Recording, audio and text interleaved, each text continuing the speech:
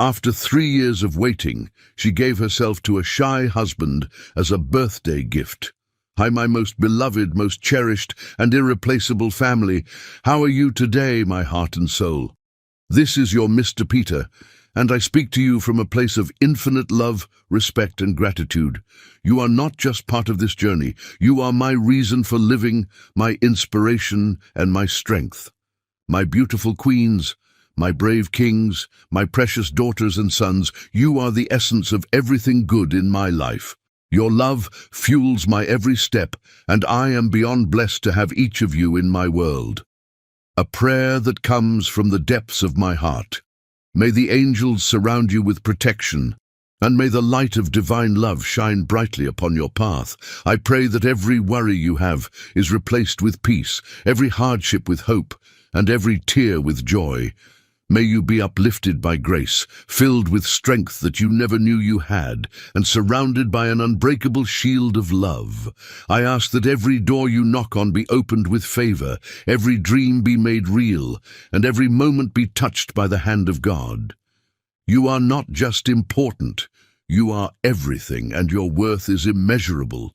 You are my heart's deepest blessing. Thank you, my precious family, for your unwavering love and support. Can we reach 1,000 likes on this video, my beautiful family? And today, I ask you from the depths of my heart, promise me you'll bring at least one friend into this story, one soul to feel what we feel, one heart to experience the love we share. Please like, comment, share, and invite someone special to join our family of love, power, and joy. Let's begin with all the strength, warmth, and love in my heart, my beautiful, irreplaceable family. The first light of dawn painted the Manhattan skyline in shades of rose and gold, but Ginny Morris Wood had been awake for hours, lying perfectly still in their king-sized bed, watching her husband sleep. Brandon's face, usually so guarded during waking hours, had softened in slumber. His dark lashes cast shadows on his cheeks, and his lips, those lips that had never properly kissed her, were slightly parted. 3 years, 1,095 days of marriage, and she could count on one hand the times he'd touched her. Ginny's fingers itched to trace the strong line of his jaw, to run through his dark hair that fell across his forehead. But she didn't dare. Even in sleep, Brandon seemed to sense when she moved too close, instinctively shifting away as if her touch might burn him. The memory of their wedding day washed over her like it did every morning, a bittersweet tide of hope and disappointment. She had been radiant in her grandmother's lace gown, walking down the aisle of St. Patrick's Cathedral with her heart so full she thought it might burst. Brandon had looked at her with such intensity, such raw emotion, that she'd nearly stumbled on the last steps to the altar. "You're breathtaking," he'd whispered when her father placed her hand in his. His fingers had trembled against hers, and, for that moment, she'd believed in fairy tales.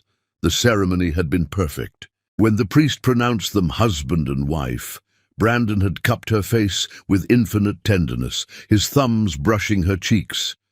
The kiss he gave her was soft, sweet, almost reverent, but heartbreakingly brief. She'd leaned into him, wanting more, but he'd already pulled back, his green eyes dark with something she couldn't name. Their reception had been a glittering affair at the plaza, hundreds of New York's elite toasting to their happiness. Brandon had held her during their first dance, his hand warm on the small of her back, but always maintaining that careful distance. When guests clinked glasses demanding kisses, he'd brush his lips against her forehead or cheek, never her mouth. "Ah, you happy?" he'd murmured during a quiet moment, his breath warm against her ear. Incredibly, she'd answered, and it had been true. She was marrying the man she loved desperately, the man who looked at her like she was his whole world. That night, in their honeymoon suite overlooking Central Park, Ginny had emerged from the bathroom in the silk negligee her mother had given her, cream-colored and delicate as a whisper. Brandon had been standing by the window, still in his tuxedo pants and white shirt, his bow tie hanging loose. He'd turned at the sound of the door, and she'd watched him stop breathing. His hands had clenched at his sides, and something wild had flashed in his eyes before he controlled it. "Ginny," he'd said, her name a prayer and a plea. She'd crossed to him, her heart hammering, and placed her hands on his chest. Through the fine cotton of his shirt, she could feel his heart racing to match hers. "I'm your wife now," she'd whispered, rising on her toes to kiss him. He'd caught her face in his hands, stopping her. "Not yet, my love," he'd said, his voice rough with emotion. "You're too precious, too perfect. I need to be worthy of you first." The rejection had stung, but the naked longing in his eyes had soothed it. He'd held her that night, fully clothed, whispering words of love and promise. She'd fallen asleep, believing it was just nervousness, that tomorrow would be different, but tomorrow had become 1,000 tomorrows, and nothing had changed. Now, in the pale morning light, Ginny studied the man she'd married. Brandon Wood, possessed, an almost unfair beauty, tall and broad-shouldered, with the kind of bone structure that made photographers weep. But his looks hadn't captured her. It was how he listened when she spoke, truly listened, as if her words were the most important thing in the world. How he remembered every detail, her coffee preference, her favorite flower, the song that made her cry. He stirred slightly, and Ginny held her breath. But he only turned away, leaving more space between them. She slipped from the bed, her silk pajamas whispering against her skin. Their penthouse was a marvel of modern design, all clean lines and floor-to-ceiling windows, but it felt cold, empty, like a museum rather than a home. Padding barefoot to the kitchen, she started the coffee maker, a ritual as familiar as breathing. While it brewed, she gazed out at the city awakening below. Somewhere out there, other couples were waking up tangled in each other, sharing lazy morning kisses, making love in the soft light. The coffee maker gurgled, and she poured 2 cups, doctoring Brandon's exactly how he liked it. Black with 1. Sugar. Such a small thing, but it was one of the few ways she could care for him that he allowed. She carried the cups back to the bedroom, setting his on his nightstand. He was awake now, propped against the headboard, that careful mask already in place. "Good morning," she said softly, perching on the edge of the bed. "Morning." His voice was deep, husky from sleep, his eyes tracking her movements as they lingered. On the way, the morning light caught in her honey-blonde hair. "You're up early?" Couldn't sleep. She cradled her cup, using it as a shield. "I was thinking about our anniversary coming up." Something flickered in his expression. Pain? Regret? It was gone too quickly to read. 3 years, he said quietly. "Has it been terrible being married to me?" The question caught her off guard. "Brandon, no, I love you. She struggled for words that wouldn't sound like accusations. "I miss you. Even when you're right here, I miss you." He closed his eyes, his jaw tightening. "Ginny, do you ever think about our wedding night?" The words tumbled out before she could stop them. "Do you ever wonder what it would have been? Like if every day," his voice was raw, honest, "every single day her heart leapt. Then why? What are you so afraid of?" He was out of bed before she could blink, creating distance between them. "I have an early meeting. I should shower. Brandon, please, talk to me." He paused at the bathroom door, his back to her. His shoulders were rigid with tension. "Some things are better left alone, Ginny. Trust me on this." The bathroom door closed with a quiet click, and she heard the shower start. She sat on the bed, frustration and hurt warring in her chest. 3 years of these half-conversations, these moments where he almost opened up before retreating behind his walls. She finished her coffee and dressed for her day, a volunteer board meeting for the Children's Hospital, lunch with her sister. Brandon emerged from the bathroom in a towel, water droplets still clinging to his chest. Ginny averted her eyes, hating how he could make her feel like an intruder in her own bedroom. "I'll be late tonight," he said, disappearing into his walk-in closet. "Don't wait up." "You're always late." She hadn't meant to say it, but the words escaped anyway. He reappeared, buttoning a pristine white shirt. "Are you unhappy?" The directness of the question surprised her. She met his gaze steadily. "Yes, not with you, but with this, the distance. The careful way you avoid touching me.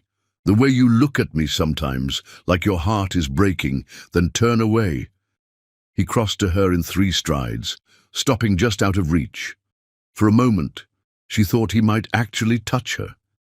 His hand lifted, hovering near her cheek before dropping to his side. "If you knew," he started, then stopped. "Ginny, I would give anything to be the husband you deserve. Anything." "I don't want anything. I just want you." Pain flashed across his features. He turned away, grabbing his jacket. "I'll see you tonight." And he was gone, leaving her alone in their beautiful, empty bedroom. Later that night, unable to sleep again, Ginny wandered the penthouse. She found herself in the wing Brandon used as his home office, a space she rarely entered. One door was always locked, his private study, he'd said, where he kept sensitive documents. Tonight the door stood slightly ajar. Heart pounding, she pushed it open. The room was dimly lit by city lights filtering through the windows. Her breath caught. Walls were covered with photographs of her, hundreds of them. Pictures from their courtship, their wedding, candid shots from their life together. In the corner stood an easel with a half-finished painting, her profile as she read in the library last week. "Oh, Brandon," she whispered, tears blurring her vision. She heard footsteps and turned to find him in the doorway, still in his suit from his late meeting. His face was stricken. "You weren't supposed to see this." "Why?" She gestured at the walls. "Why document every moment of my life but never live it with me?" He entered the room slowly, as if approaching a spooked animal. "Because this is all I allow myself. Watching you, capturing your beauty, your light. It's all I can have." "Why?" The word came out as a sob. "What are you so afraid of?" He stood before her, close enough that she could smell his cologne, see the pain etched in every line of his face. "I'm afraid of destroying you, of taking your light and turning it to darkness. I've done it before, and I won't let it happen to you. Brandon, please," his voice broke. "Please don't ask me to explain, just let me love you the only way I can. From a distance, where you're safe." She reached for him, but he was already backing away. "It's late. You should rest." He left her there, surrounded by images of herself, each one a testament to a love so deep it had become a prison for them both. In their bedroom, she lay in the darkness, listening to him pace in his study. Somewhere in the distance, a siren wailed. The city that never slept continued its restless dance while she lay awake. 3 years into a marriage that had never truly begun, loving a man who seemed determined to break both their hearts to save her from something she didn't understand. Tomorrow, she decided. Tomorrow she would find out what haunted Brandon Wood. Tomorrow she would fight for their marriage. But tonight she simply cried into her pillow, muffling the sounds so he wouldn't hear, and come to comfort her, always offering everything except the one thing she needed most: his touch, his love, his trust. Chapter 2. Anniversary Hopes. The florist had looked at Ginny strangely when she'd ordered 300 white roses. "Having a party?" the woman had asked, tallying the astronomical cost. "No," Ginny had replied with a secretive smile. "Just dinner for 2. Now, standing in their bedroom as the sun dipped below the Manhattan skyline, she surveyed her handiwork with a mixture of hope and desperation. Rose petals carpeted the floor, creating a path from the door to the bed. Candles flickered on every surface, the dresser, the nightstands, the mantelpiece, casting dancing shadows on the walls. The air was heavy with perfume and promise. 3 years had passed. Tonight would be different. Tonight she would shatter the walls Brandon had built around himself. She checked her reflection one last time in the full-length mirror. The silk robe was ivory, not white. She wasn't a virgin bride anymore, even if technically she still was. It clung to her curves, the delicate lace drawing attention to her silhouette. Her hair fell in waves past her shoulders, and she'd applied just enough makeup to enhance her features without looking overdone. Beautiful, desirable. Everything a wife should be for her husband. The sound of the elevator chiming in the foyer made her heart race. She heard Brandon's footsteps in the hallway, the pause as he noticed the trail of roses leading from the front door. Her pulse thundered in her ears as his steps drew closer. The bedroom door opened slowly. Brandon stood frozen, in the doorway, his briefcase forgotten in his hand. His eyes swept the room, the roses, the candles, finally landing on her. She watched his face transform, saw the careful control crack like ice under spring sun. Ginny. Her name came out strangled, desperate. She walked toward him slowly, letting him see everything, the way the silk moved against her skin, the determination in her eyes, the love she'd kept caged for 3 long years. Happy anniversary, Brandon. The briefcase hit the floor with a thud. His hands clenched at his sides, and she could see the war raging behind his eyes, desire battling with whatever demon kept him from her. You did all this. His voice was rough, barely controlled. I wanted tonight to be special. She stopped, just out of reach, close enough to see his pupils dilate, to watch his chest rise and fall with quickened breaths. 3 years, Brandon. 3 years of sleeping beside you, of loving you, of being your wife in name only. He swallowed hard. Ginny, you don't understand. Then help me understand. She moved closer until she could feel the heat radiating from his body. What are you so afraid of? Why do you look at me like you're starving but refuse to eat? His control splintered. He reached for her, his hands hovering just above her shoulders, trembling with the effort of not touching. You have no idea what you do to me, no idea how many nights I've stood outside your door, listening to you breathe, fighting every instinct that screams at me to go to you. Then stop fighting. She lifted her hand to his face, but he caught her wrist gently. I can't. The words were torn from him. You're too precious to rush. The familiar phrase, the same one he'd used on their wedding night, ignited something within her. Frustration, hurt, and 3 years of rejection crystallized into determination. Stop. Her voice was sharp enough to cut. Stop treating me like some fragile doll. I'm your wife, Brandon. Your wife who has slept alone for 1,095 nights. Who has watched you disappear into yourself day by day, who has loved you through silence and distance and this careful choreography we do around each other. She yanked her wrist from his grip, anger making her bold. Do you know what I did today? I went to Victoria's Secret and bought lingerie. The saleswoman asked if it was for a special occasion, and I had to lie. I couldn't tell her it was for my 3rd anniversary, that my husband has never seen me in anything but sensible pajamas. I couldn't explain that I'm 28 years old and still... She broke off, tears threatening. Brandon's face contorted with pain. You think this is easy for me? You think I don't burn every time you're near me?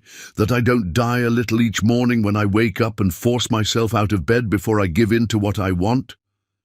Then give in. She was crying now, tears streaming down her face. Please, Brandon, just once, give in. He moved so fast, she didn't have time to react. One moment he was standing rigid by the door, the next he had her face cradled in his hands, his forehead pressed to hers. My beautiful...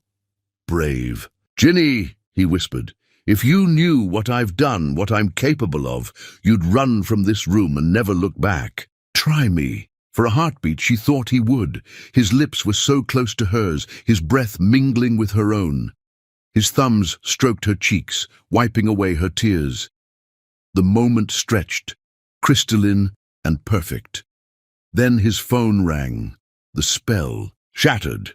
Brandon jerked back as if burned, fumbling for his phone. The caller ID made his face go white. "I have to take this." He was already moving toward the door.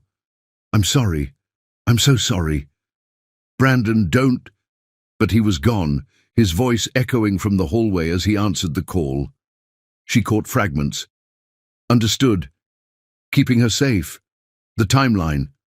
Rage, white-hot and cleansing, burned through her despair. She followed him, not caring that she wore only silk and lace, not caring that her carefully planned seduction lay in ruins. She found him in his study, pacing like a caged animal, the phone pressed to his ear.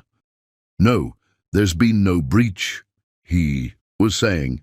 "I've maintained the boundaries. She doesn't know anything." "Doesn't know what?" Ginny demanded from the doorway. Brandon spun, his face a mask of shock and guilt. "I'll call you back," he said into the phone, ending the call. "Who was that? What don't I know?" "Ginny, please, go back to the bedroom. Let me handle this." "Handle what?" She advanced into the room, her silk robe billowing behind her like wings. "I'm so tired of your secrets, Brandon. So tired of being protected from something I don't even understand." He ran his hands through his hair, frustration evident in every line of his body. "It's complicated. Then uncomplicated. I can't." The words exploded from him. "Don't you understand? Everything I do, every distance I maintain, it's all to keep you safe. There are people who have already—" He cut himself off, jaw clenching. "Who have already what? Brandon, you're scaring me." "Good." His voice was flat, defeated. "You should be scared. You should have been scared from the beginning." A sound from the terrace made them both freeze. Brandon moved swiftly, pushing her behind him as he approached the French doors. In the reflection of the glass, she saw a shadow move. "Stay here," he ordered, his voice different now, hard, dangerous. "Brandon, I said stay here." He yanked open the door and disappeared into the darkness of the terrace. Ginny heard a scuffle, a grunt of pain, then silence. "Brandon?" Her voice was small, frightened. He reappeared, his suit jacket torn, a cut on his cheek. In his hand was a camera with a telephoto lens. "We need to leave," he said grimly. "Pack a bag, quickly." "What's happening? Who was that?" "Someone who shouldn't have been able to get past security." He was already moving, pulling a suitcase from the closet. "Someone who knows too much."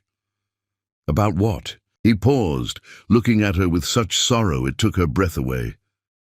"About how much I love you. About how close I came tonight to breaking every promise I've made." Promises to whom? But he was already on the phone again, barking orders to someone. About securing the perimeter and initiating Protocol 7. Ginny stood in the ruins of her romantic evening. Roses scattered, candles guttering, the silk nightgown that was supposed to change everything now, just another reminder of her failure. She watched her husband transform into someone she didn't recognize. Cold, efficient, dangerous. "Brandon," she said quietly, "whatever this is, whatever you're involved in, we're supposed to face it together. That's what marriage means." He stopped packing and looked at her, his green eyes dark with emotion. "No, Ginny. Marriage means protecting the person you love, even from yourself, especially from yourself." A sudden crash from the living room had them both spinning toward the door. Brandon pulled something from a hidden compartment in his desk, a gun. "Get dressed," he commanded. "We're leaving in 2 minutes." "Where are we going?" "Somewhere safe. Somewhere they can't watch us." "Who's watching us?" He crossed to her in 3 strides, cupping her face with his free hand. For a moment his mask slipped, and she saw raw terror in his eyes. "Everyone," he whispered. "They're always watching, and tonight I almost gave them exactly what they've been waiting for." Sirens wailed in the distance, growing closer. Brandon's phone buzzed with incoming messages, each one making his expression grimmer. 1 minute, Ginny. Please. She ran to their closet, pulling on jeans and a sweater, her mind reeling. The romantic anniversary she'd planned had become something from a nightmare. Yet as she threw clothes into a bag, she felt a strange sense of relief. Finally, something was happening. The stasis of their marriage was breaking apart. She didn't know what secrets Brandon kept, what danger surrounded them, but at least the pretense was ending. When she emerged, Brandon was standing by the window, watching the street below. Red and blue lights flickered against his face. "Ready?" he asked without turning. "I've been ready for 3 years," she replied. He turned then, and for a moment his careful control cracked. He crossed to her, pressed his lips to her forehead in that familiar, safe gesture, but this time his hands shook where they gripped her shoulders. "I'm sorry," he whispered against her skin. "I'm so sorry for all of it. For the roses and the candles and the hope I've destroyed. For the wife I can't be a husband to. For the danger I've brought to your door. Brandon, no!" He pulled back, his walls slamming back into place. "No more tonight. We need to go." He led her through their penthouse, past the scattered rose petals that marked her failed seduction, past the life they'd built on distances and secrets. As they entered his private elevator, Ginny took one last look at their home. 3 years of marriage, and she still didn't know the man beside her. But tonight, for the first time, she'd seen behind his mask. Whatever secrets Brandon Wood kept, whatever danger stalked them, she would face it with him. The elevator doors closed on their old life. When they opened again, Ginny knew nothing would ever be the same. In the confined space, Brandon stood rigidly beside her, his hand hovering near the gun concealed beneath his jacket. But Ginny saw the way his other hand twitched toward her, the way his body angled protectively, even as he maintained that careful distance. "Happy anniversary," she said softly, bitterly. His reflection in the polished steel doors showed a man at war with himself. "Next year will be different," he said. "I promise. Don't make promises you can't keep. This one I will." His voice was fierce, determined. "1 more year, Ginny. Give me 1 more year and everything changes." The elevator descended into darkness, carrying them away from roses and candles and failed seductions toward a truth that would either destroy them or finally set them free. Chapter 3. The Storm's Truth. The rain started as Ginny left the Museum of Modern Art, gentle drops that quickly became a torrential downpour. She'd spent the afternoon trying to lose herself in abstract paintings, trying not to think about the disaster of their anniversary 2 weeks ago. Since that night, Brandon had been more distant than ever, leaving before she woke and returning after she slept. She'd forgotten her umbrella. Again. The story of her life lately. Always unprepared for the storms. By the time she reached the 5th Avenue entrance to their building, she was soaked through. Her white blouse clung to her skin, her hair hung in dripping tendrils, and her shoes squelched with each step. The doorman, Robert, rushed to help her. "Mrs. Wood, let me get you." "A towel." "I'm fine, Robert, thank you." She managed a smile despite her chattering teeth. "Is my husband home?" "Mr. Wood arrived an hour ago, ma'am. He seemed preoccupied." Preoccupied, that was one word for it. The private elevator to their penthouse had never seemed longer. She watched her reflection in the polished doors. A drowned rat of a woman, nothing like the polished socialite Brandon Wood's wife was supposed to be. Maybe that was the problem. Maybe if she were more like the women in his world, cool, controlled, untouchable, he could love her properly. The thought made her laugh, a sound bitter enough to startle herself. The elevator opened directly into their foyer. She kicked off her ruined shoes, leaving wet footprints on the marble as she headed for their bedroom. Thunder crashed outside, close enough to rattle the windows. The lights flickered once, twice, then held. She was peeling off her soaked blouse when the bedroom door opened. Brandon stood in the doorway, still in his suit from whatever meeting had consumed his day.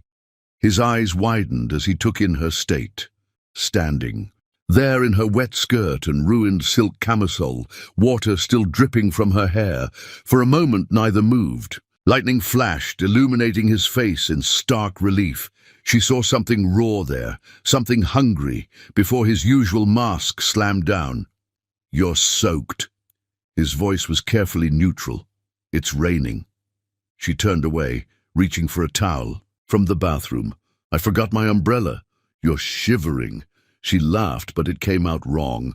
Too sharp, too close to tears. "Am I? I hadn't noticed. I've gotten used to being cold." The words hung between them, loaded with meaning. She heard him step into the room, heard the door close softly behind him. "Ginny, don't."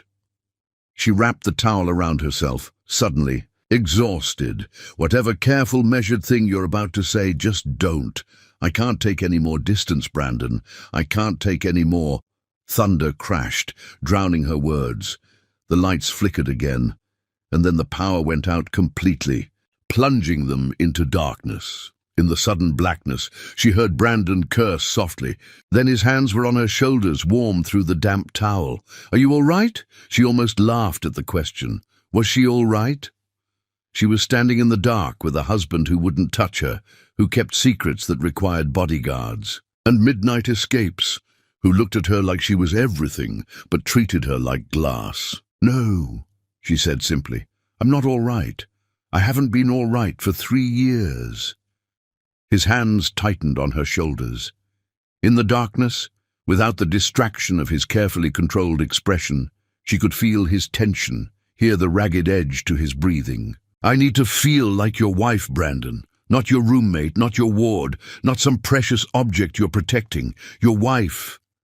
Lightning illuminated his face, revealing an emotion she couldn't name. When thunder followed, he pulled her against him, his arms encircling her as if the storm might tear her away. It was the first time he'd held her, really held her, since their wedding night. "I don't want to hurt you with my past," he said into her hair, his voice breaking. "There are things you don't know, things that would—" His words were cut off by a sound that didn't belong to the storm. Footsteps in the hallway outside their bedroom. Brandon went rigid. In one fluid motion he pushed her behind him, his body a shield between her and the door. "Stay behind me," he whispered, his voice different now, cold, dangerous. "Brandon, what—" "Quiet." The doorknob turned slowly. In the darkness, she could barely make out Brandon reaching for something, a weapon, from his jacket. The door burst open. Lightning flashed at that exact moment, revealing a figure in black, face obscured by a ski mask. Brandon moved faster than she'd ever seen anyone move, intercepting the intruder before he'd taken 2 steps into the room. The fight was brutal and quick. She heard the crack of fists against flesh, a grunt of pain, the crash of a lamp falling. Thunder masked most of the sounds, but she saw enough in the intermittent lightning flashes. Brandon moving with lethal precision, the intruder desperately trying to escape. It ended with the intruder on the floor, Brandon's knee on his back, a gun pressed to his head. "Who sent you?" Brandon's voice was ice. The man mumbled something through the mask. Brandon ripped it off, revealing a face she didn't recognize, young, scared, bleeding from a split lip. "Please," the man gasped. "I was just supposed to take pictures, document any intimacy. That's all." "Who hired you?" "I don't know. It was all done through encrypted messages. They said you'd broken the rules, that they needed proof." "Get out!" Brandon hauled the man to his feet. "Tell whoever sent you that the rules remain intact. There's nothing to document." He shoved the intruder toward the door. The man stumbled, caught himself and ran. Brandon stood in the doorway for a moment, his shoulders rigid with tension. When he turned back to her, his face was a mask of fury and pain. "Pack a bag," he said. "We're leaving." "No." The word surprised them both. Ginny stepped forward, the towel still clutched around her, her wet hair dripping onto her shoulders. "I'm not running anymore, Brandon. I'm not leaving until you tell me what's going on." "Ginny, who are you?" The question burst from her. "The man I married couldn't fight like that. The man I married was gentle, kind. Who are you, really?" Lightning illuminated his face again, and what she saw there broke her heart. He looked lost, haunted, like a man drowning in secrets. "I'm exactly who you married," he said quietly. "A man trying to protect the woman he loves from the consequences of his past." What past? What consequences? He crossed to the window, staring out at the storm-lashed city. When he spoke, his voice was heavy with exhaustion. "5 years ago, I was engaged to someone else, Elena Vega. She was beautiful, vivacious, everything a man could want. We were happy, or I thought we were, until the night she died." Ginny's. A breath caught. She moved closer, careful not to touch him, sensing how fragile this moment was. "She was murdered," Brandon continued, "made to look like an accident, a car crash on a winding road. But I knew better. She'd been receiving threats, warnings to stay away from me. I thought I could protect her. I was wrong. Who killed her? A man named Victor Strand, my business rival, though that word doesn't begin to cover what he is. He wanted something, had a technology patent worth billions. When I wouldn't sell, he decided to take everything from me instead." "But why?" "He framed me for her death." Brandon's voice was flat, emotionless. "Not legally. There wasn't enough evidence for that. But in the court of public opinion, I was guilty. The bereaved fiancé who might have wanted his lover dead. My company's stock plummeted. Investors fled. I was weeks from losing everything." Thunder rumbled, more distant now. The storm was passing, but the one in their bedroom was just beginning. "That's when Strand came to me with an offer," Brandon said. "A contract, 5 years of penance. If I remained celibate, if I didn't consummate any marriage or relationship for 5 years, he would restore my reputation, return my company's value, and most importantly, leave any woman I loved alone." Ginny felt the blood drain from her face. "You signed it? What choice did I have?" He turned from the window, his eyes blazing. He'd already killed one woman I loved. He made it clear he'd do it again. "So yes, I signed. I agreed to 5 years of hell to keep you safe. But you married me anyway. I tried to stay away." His voice broke. "God, Ginny, I tried. But you are everything. Your light, your warmth, your stubborn refusal to let me disappear into the darkness. I thought I could have you in my life without truly having you. I thought I could be near you without touching you. I was a fool." "How much longer?" she whispered. 11 months. "We have 11 more months until the contract expires." She moved toward him, her bare feet silent on the thick carpet. And then I'm free. We're free. I can finally be the husband you deserve. And if you break the contract before then?" His face darkened. "He's made it clear what will happen. You'll die just like Elena, except this time he'll make sure I watch." The lights flickered back on suddenly, harsh after the intimate darkness. Ginny saw herself in the mirror, still damp, still wrapped in a towel, facing a man who'd just shattered every assumption she'd had about their marriage. "So all of this," she gestured between them, "the distance, the rejection, the careful way you avoid my touch, it's all to protect me?" "Everything I do is to protect you." He stepped closer, his hands clenched at his sides. "Do you understand now why I couldn't tell you? Why I have to keep you at arm's length? It's not that I don't want you, Ginny. It's that I want you so much. It's killing me, but I can't risk your life for my selfish desires." She studied his face, seeing him truly for the first time. The shadows under his eyes, the tension in his jaw, the way his whole body angled toward her, even as he held himself back. 11 months, she repeated. 11 months. And then, a smile ghosted across his lips, the first genuine one she'd seen in weeks. And then I'm going to make up for every single day of these 3 years. I'm going to worship you, Ginny. I'm going to show you exactly how much I've wanted you, needed you, loved you from afar. Promise? He lifted his hand, hesitating just inches from her face. She could feel the warmth radiating from his palm, could see the tremor in his fingers. I promise, he whispered. 11 more months, and you'll never doubt again that you're my wife in every way. The towel slipped slightly and his eyes darkened. For a moment the air between them crackled with tension. Then he stepped back, the familiar walls slamming back into place. You should get dressed, he said. You'll catch cold. But something had changed. The truth was out now, ugly and dangerous as it was. She understood the bars of their beautiful cage, knew the name of their jailer. As she moved toward the closet, she paused. Brandon? Yes. 11 months is a long time, but it's not forever. I can wait, now that I know what we're waiting for. His smile was worth all the lonely nights, all the rejected advances, all the tears she'd cried into her pillow. I love you, he said simply, more than my life, more than my freedom, more than anything. Remember that when the waiting gets hard. She nodded, not trusting her voice. As she disappeared into the closet, she heard him on the phone, arranging increased security, changing protocols. The storm outside had passed, but she knew worse ones were coming. Victor Strand was out there, watching, waiting for Brandon to slip. One touch, one kiss, one moment of weakness, and she'd pay the price. But she also knew something else now. Brandon would loved her, truly, desperately, completely, and for that love she could wait 11 more months.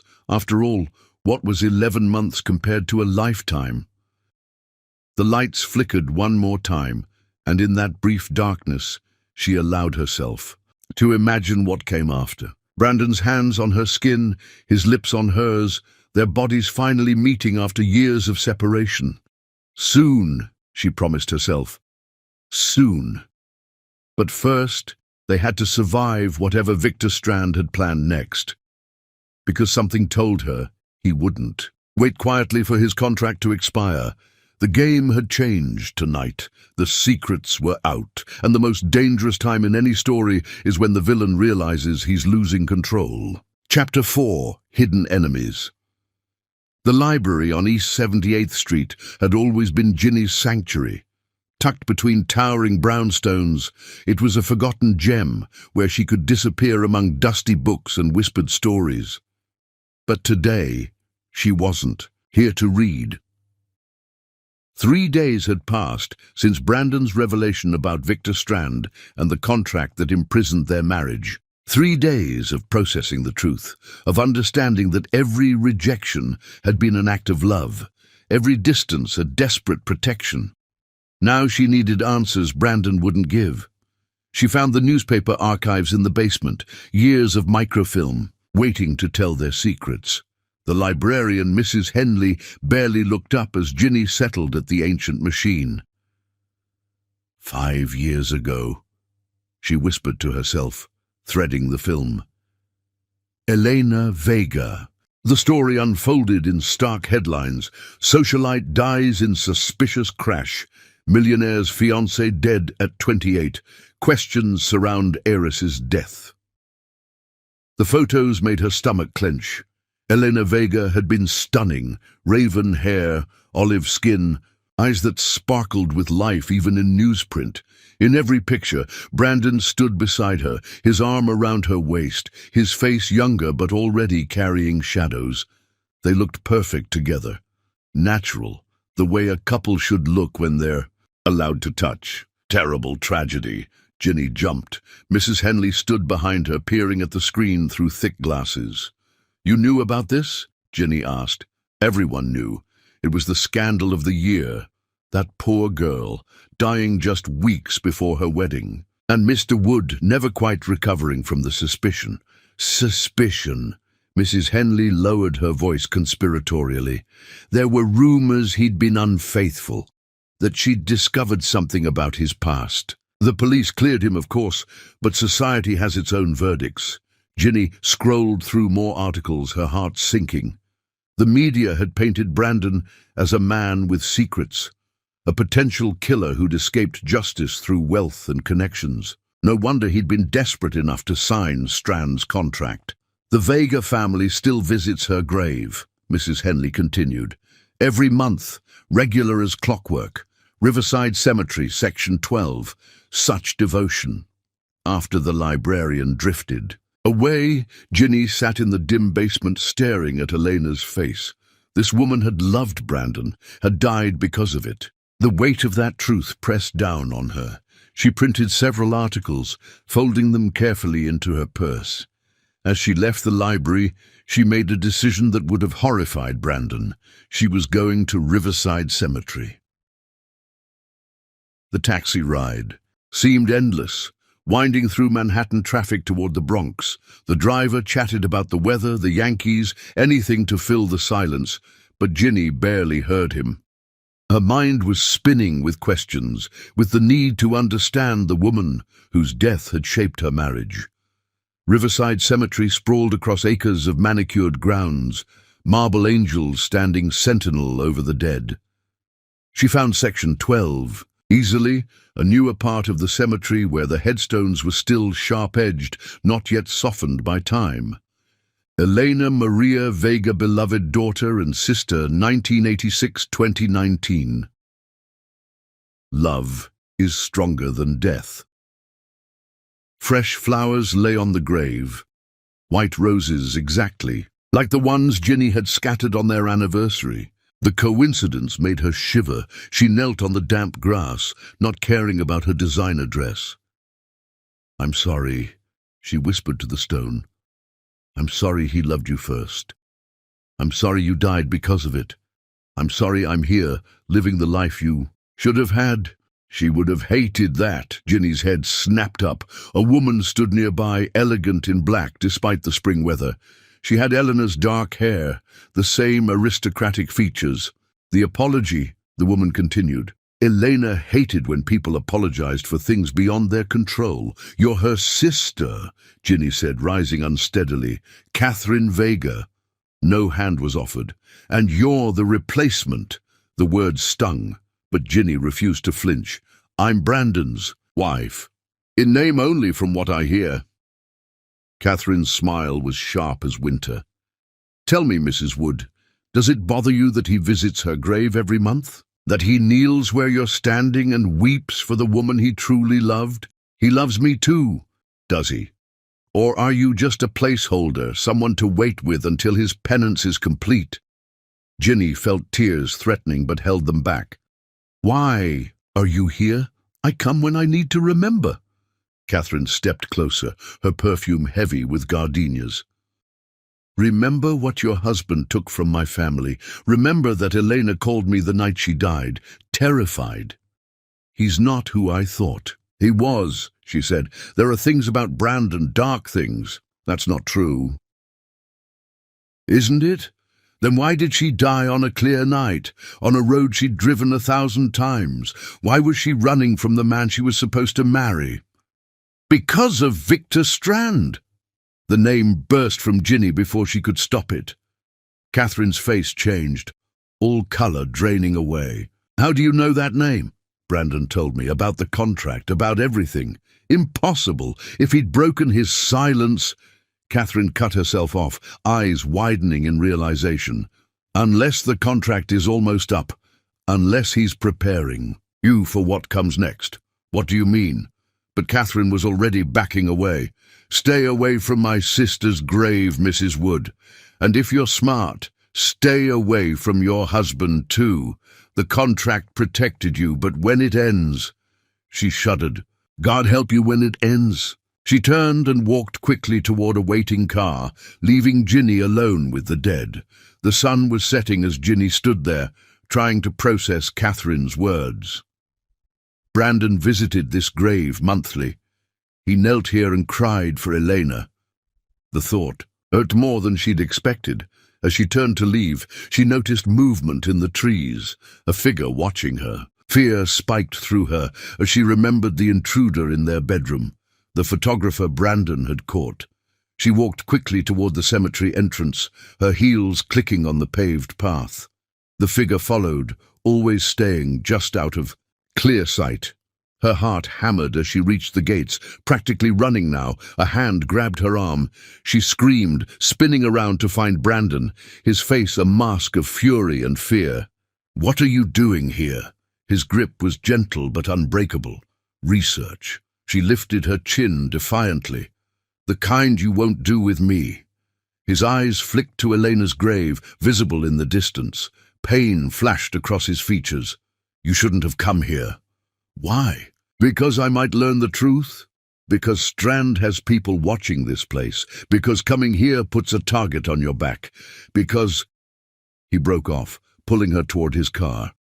"We'll discuss this at home." The ride back to Manhattan was silent, tension crackling between them. Ginny stared out the window, watching the city lights blur past. When they finally reached their building, Brandon dismissed his driver with a curt nod. In the elevator, he stood rigidly beside her, jaw clenched. The moment their penthouse door closed behind them, his control snapped. "Do you have any idea what you've done?" He paced the living room like a caged animal. "Strand has people everywhere. The cemetery, the newspaper archives, the courthouse. They report everything." "I met Catherine." He froze. "Elena's sister. She said you visit the grave every month, that you cry for her." Brandon sank onto the couch, suddenly looking exhausted. Yes, the simple admission hurt more than denial would have. Ginny felt tears sliding down her cheeks. "Do you still love her?" He looked up, his green eyes tortured. "I love the memory of what we had. I mourn the life she lost because of me. But Ginny—" He stood, crossing to her, stopping just out of reach as always. "You are my heart, my soul, my reason for surviving these 3 years of hell. Catherine said the contract ending won't free us. She said it would make things worse. Catherine doesn't know everything. Then tell me what she doesn't know. Tell me why you really visit that grave." He turned away, staring out at the glittering skyline. "I go there to remind myself why I can't touch you. Every month I kneel at her grave and remember what my love cost her. It keeps me strong when all I want is to pull you into my arms and damn the consequences. And when the contract ends, I'll have proof that Strand killed Elena. Evidence I've been gathering for 5 years. He thinks he's been watching me, but I've been watching him too." Ginny moved closer, careful not to touch. "What kind of evidence?" "The kind that will destroy him. The kind that will finally free us both. And if he strikes first—" Brandon's smile was cold, dangerous. "Then he'll learn that 5 years of enforced celibacy have taught me patience. And patience, my love, is the deadliest weapon of all." Thunder rumbled outside, another storm approaching. Ginny thought of Catherine's warning, of the fear in her eyes when she'd heard Strand's name. "She's terrified of him," Ginny said. "Catherine, she knows something. The Vega family has their own contract with Strand, their own secrets. Catherine's fear keeps her in line, keeps her from asking too many questions about her sister's death. My God, how many lives has he destroyed? Too many. But it ends with us, Ginny. One way or another, we'll finish this." She studied his face, seeing new lines carved by years of this burden. "You should have told me from the beginning. And risk you doing exactly what you did today? Risk you investigating, asking questions, drawing his attention?" He shook his head. "My silence was the only thing keeping you invisible to him. I'm not invisible anymore, am I?" "No." The word was heavy with implication. "After tonight, after your visit to Elena's grave, you're very much on his radar." "I'm sorry. Don't be. Maybe it's time. Maybe hiding you was never going to work forever." He moved to his desk, pulling out a locked drawer. If you're going to be visible, you need to be protected. He held out a small gun, sleek and silver. Brandon, I don't learn. Tomorrow you start training. If Strand wants to escalate, we'll be ready. She took the weapon, surprised by its weight. What about the contract? Won't fighting back break the terms? The contract specifies physical intimacy. It says nothing about teaching my wife to defend herself. For the first time in days, Ginny felt hope. They were done being passive victims, done waiting for Strand to dictate their lives. 11 months, she said. 11 months, he agreed. But now we use them to prepare. When the contract ends, when I'm finally free to be your husband completely, we'll also be free of Victor Strand. Permanently. Lightning flashed outside, illuminating his face. He looked different, harder, more dangerous, but also more alive than she'd ever seen him. What changed? She asked. Why tell me now? Why let me in? Because you went to her grave, because you sought answers despite the danger, because you've proven you're not just my wife to protect, but my partner to fight alongside. He reached out, his hand hovering near her face in that familiar gesture, but this time there was promise in it, promise of what would come when the waiting ended. 11 months, he whispered, and then I'll never let you go again. Thunder crashed, the storm breaking over Manhattan. But inside their penthouse, Ginny felt safer than she had in years. The enemy had a name now, the prison had a timeline, and she was no longer fighting alone. Tomorrow, she would learn to shoot. Next week, she'd learn to fight. And in 11 months, when Brandon could finally touch her without fear, they would face Victor Strand together. The grave visit had changed everything. In seeking the past, she'd found their future. Dangerous, uncertain, but finally, truly, theirs to share. Chapter 5. Paradise and Peril. The Caribbean stretched before them like a jewel-toned dream. Turquoise waters lapping at white sand beaches, palm trees swaying in the warm breeze.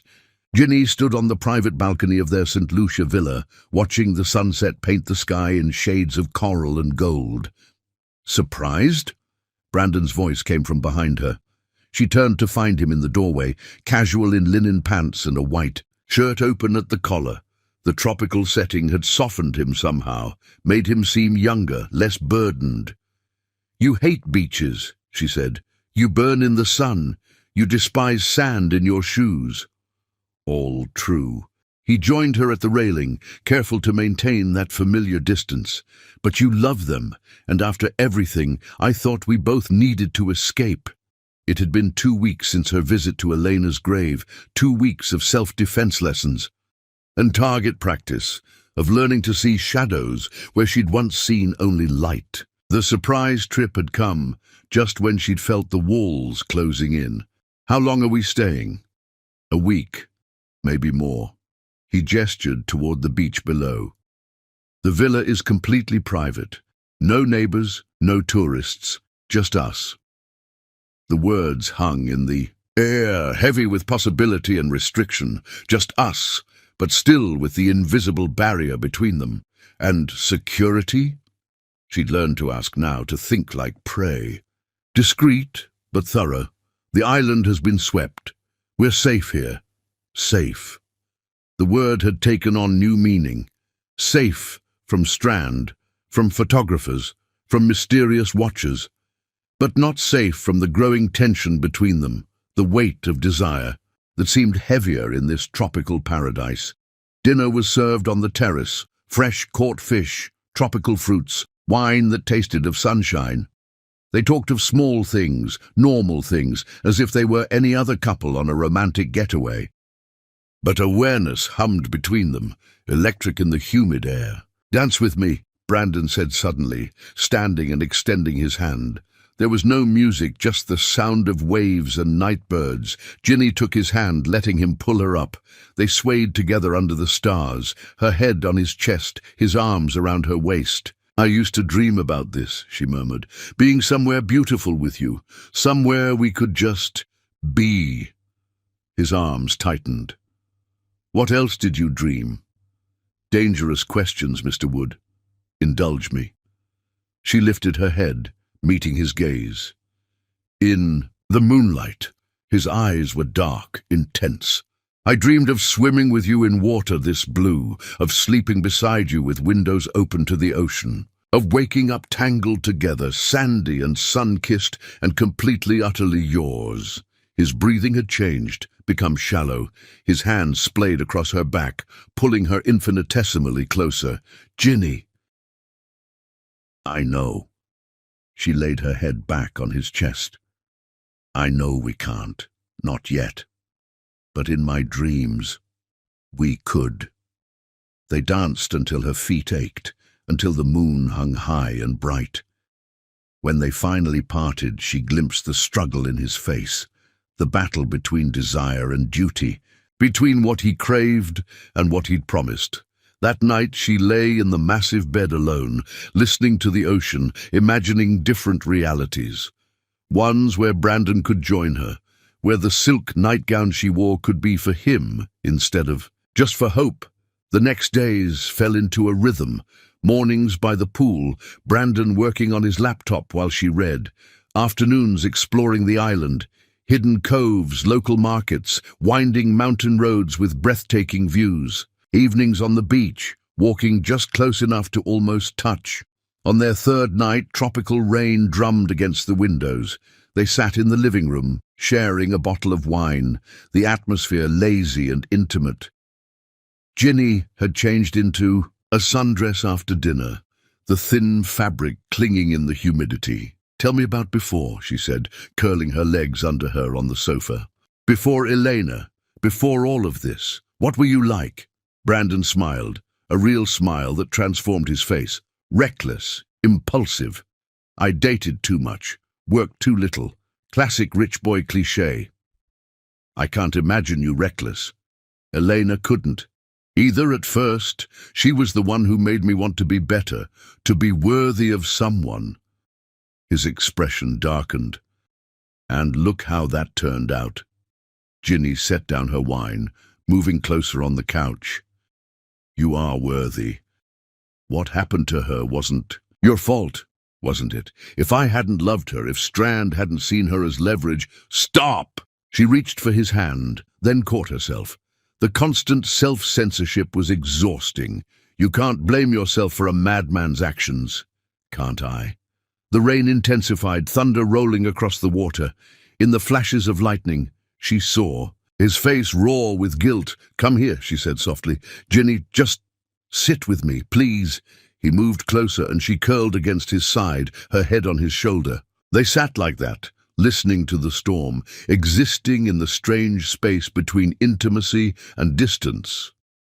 Sometimes I forget, she whispered.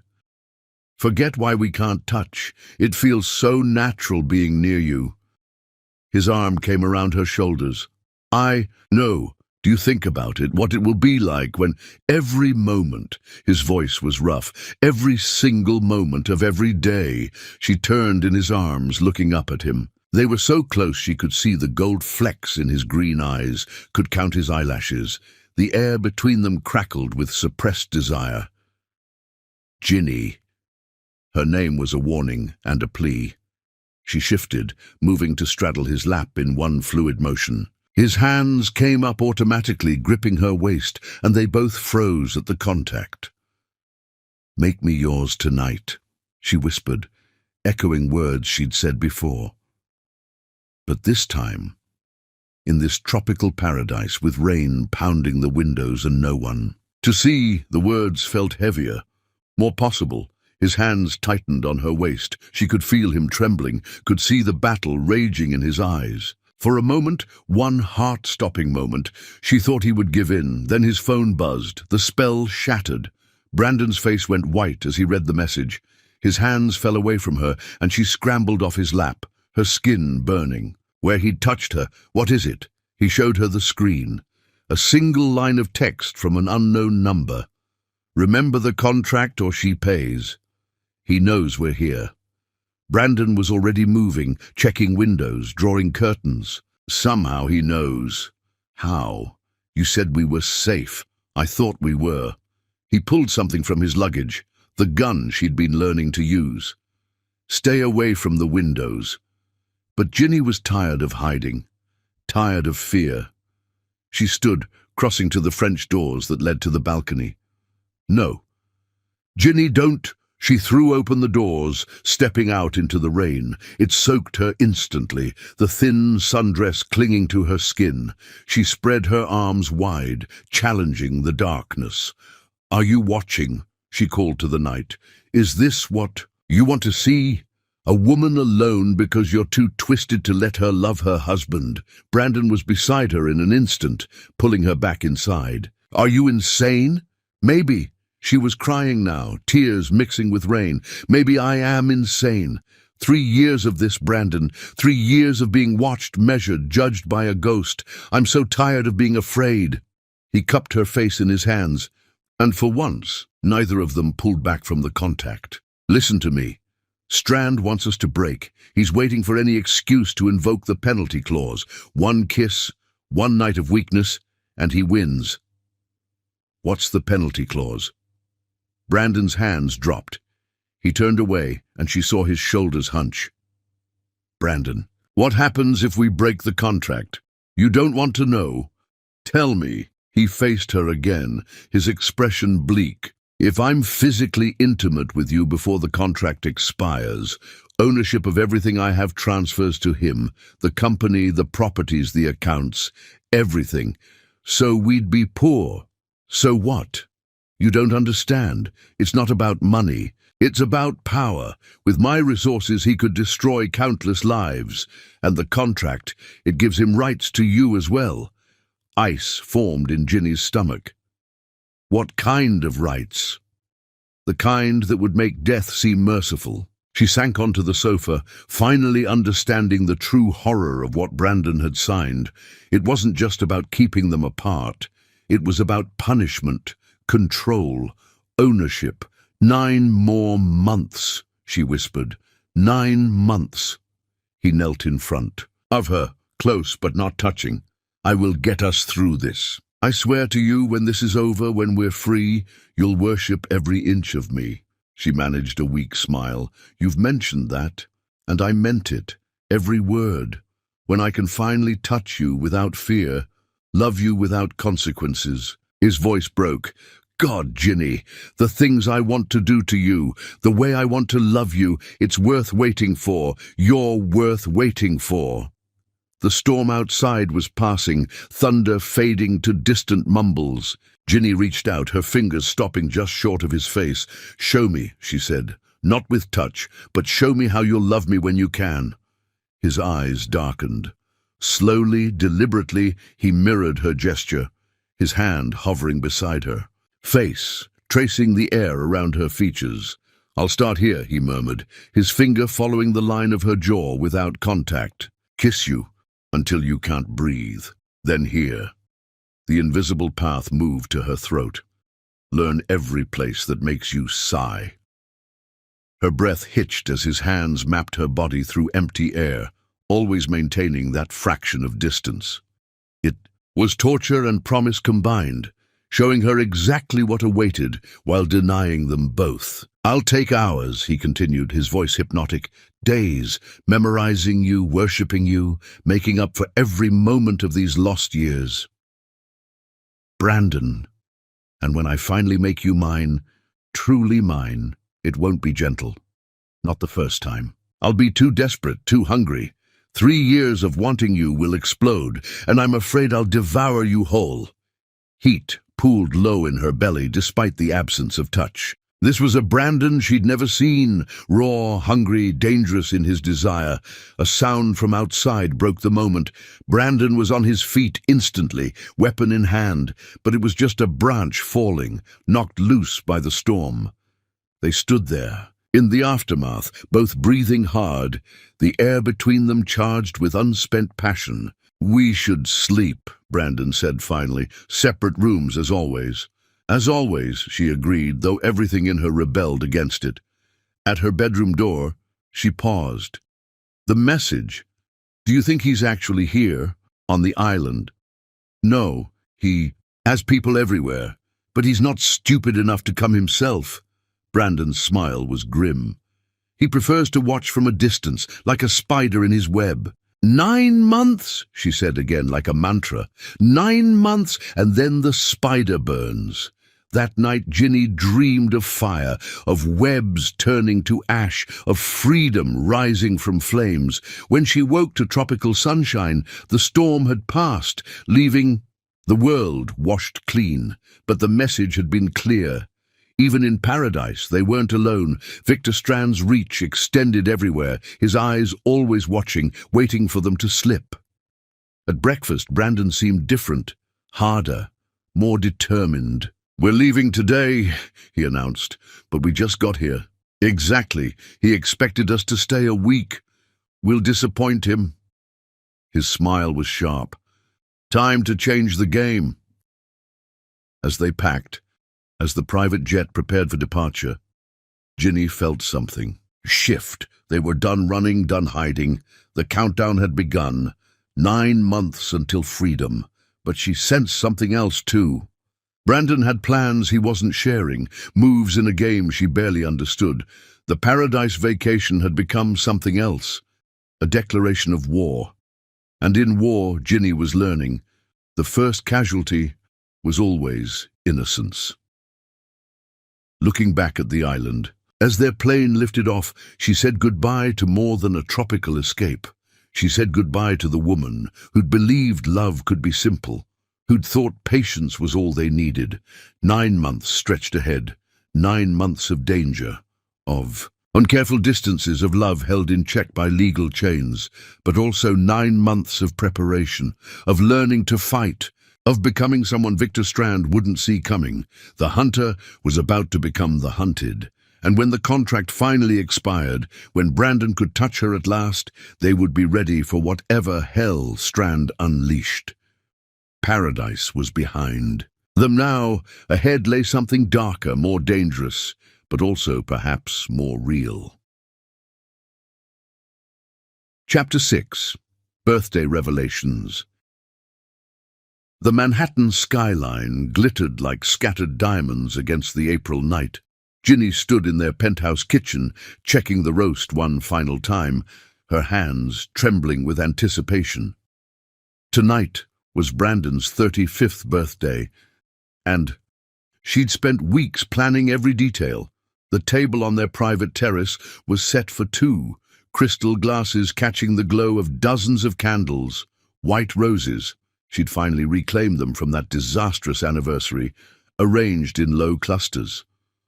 The spring air was warm enough to dine outside, and she'd strung fairy lights overhead, creating an intimate constellation just for them. She'd chosen her dress carefully, deep blue silk that matched his favorite tie, the one he'd worn to the charity gala where they'd first danced. Her hair was swept up, leaving her neck bare except for the diamond necklace he'd given her on their first anniversary. She wore the perfume he'd bought her in Paris during their honeymoon, the trip where he'd held her hand through the Louvre but never kissed her among the lovers at the Seine. The elevator chimed. Her heart jumped. Brandon entered, still in his office clothes, but looking tired. The past month since St. Lucia had been intense. Self-defense training, quiet investigations, the constant weight of Strand's surveillance. But tonight, she was determined to give him peace. "Happy birthday," she said softly. He stopped in the doorway, taking in her appearance. That familiar hunger flashed in his eyes before he controlled it. "You look extraordinary. Dinner's ready, unless you'd like to change first. Give me 5 minutes." He disappeared into their bedroom, and she put the finishing touches on their meal. When he returned, her breath caught. He'd changed into dark pants and a white shirt, sleeves rolled up, collar open. He looked devastatingly handsome and achingly touchable. "Shall we?" She gestured toward the terrace. Outside, the city sprawled beneath them, but their little world of lights created an intimate bubble. Brandon's eyes widened as he took in the scene. "Ginny, this is beautiful. You deserve beautiful things."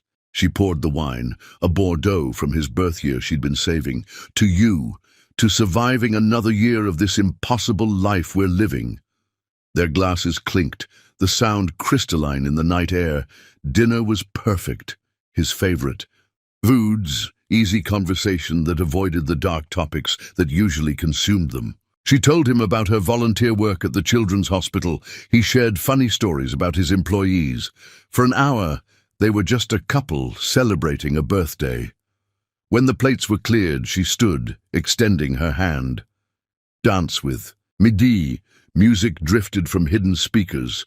The song from that charity gala, the first time they danced. He rose, taking her hand, and pulled her into his arms. They swayed together under their private stars, her head on his chest, his arms around her waist. She could feel his heartbeat, steady and strong, could smell his cologne mixing with the night air. "Do you remember that gala?" she murmured. "You asked me to dance, and I thought my heart would explode. I'd been watching you all evening, this mysterious man who seemed so untouchable." Untouchable. His voice was rueful. "If you only knew how many times I'd walked past your table, trying to find courage to approach you. You were nervous? Terrified. You were so beautiful, so bright. I knew the moment I saw you that my life was about to change." She lifted her head, meeting his gaze. "Did you know then? What would happen?" "No. I thought I was free. Elena had been gone for 2 years. I thought I'd paid my penance." His arms tightened around her. "I didn't know Strand was still watching, still waiting. If you had known, would you still have asked me to dance? Nothing could have kept me from you. Not even him." The music changed to something slower, more intimate. Ginny pressed closer, feeling the solid warmth of him against her. 3 years of marriage, and these clothed embraces were all they had. "Brandon, I love you." The words hung in the air between them. She'd said them before, of course, but tonight they felt heavier, more desperate. His hand came up to cup her face, thumb brushing her cheek. "Ginny!" She turned her face into his palm, pressing her lips to his skin. She felt him shudder, felt his control waver. "There's something I haven't told you." His voice was rough, urgent. "The reason I haven't touched you, it's not just the contract." She pulled back slightly, still in his arms but able to see his face. "What do you mean? The surveillance, the watchers. They're not just Strand's people anymore." Before she could ask what he meant, the terrace doors burst open. Men in black tactical gear swarmed in. 6, 8, 10 of them. Brandon shoved Ginny behind him, but they were surrounded in seconds. "Brandon Wood." The lead operative's voice was mechanical through his mask. "You've violated the terms of your contract." "That's impossible." Brandon's voice was ice. "We haven't." "Surveillance. Footage shows intimate contact exceeding prescribed parameters." The man held up a tablet showing grainy footage of their dance moments before, zoomed in on her lips against his palm. "Physical contact of an intimate nature. Clause 7, subsection 3. "That's insane." It was innocent. "Our employer disagrees. You have forfeited all rights and protections under the contract. Ms. Morris is now forfeit as well." Brandon moved so fast, Ginny barely saw it. He grabbed a knife from the table, slashing at the nearest operative. But there were too many. They swarmed him, professional and efficient. "Run!" he shouted to Ginny, even as they forced him to his knees. But she couldn't run, couldn't leave him. She grabbed a wine bottle, smashing it against the table to create a weapon. "Stop, or we use force," the leader warned. "Go to hell!" She lunged, but they were ready. Something pricked her neck, a dart. The world tilted, colors blurring. "Ginny!" Brandon was fighting like a man possessed, throwing off 2 operatives before 3 more piled on. Blood streamed from a cut above his eye. As consciousness faded, she heard the leader speaking into his radio. "Subject secured. Initiating extraction protocol. Mr. Strand's instructions are clear. The woman goes to the island facility." The man... A pause. The man watches. The last thing she saw was Brandon's face, twisted with rage and anguish as they dragged her away. His voice followed her into darkness. "I'll find you, Ginny! I swear I'll find you!" Then nothing. She woke to the sound of waves. Her head pounded, her mouth tasted of copper, and every muscle ached. Slowly, she opened her eyes. She was in a white room, pristine, clinical, like an expensive hospital. Through barred windows, she could see oceans stretching endlessly.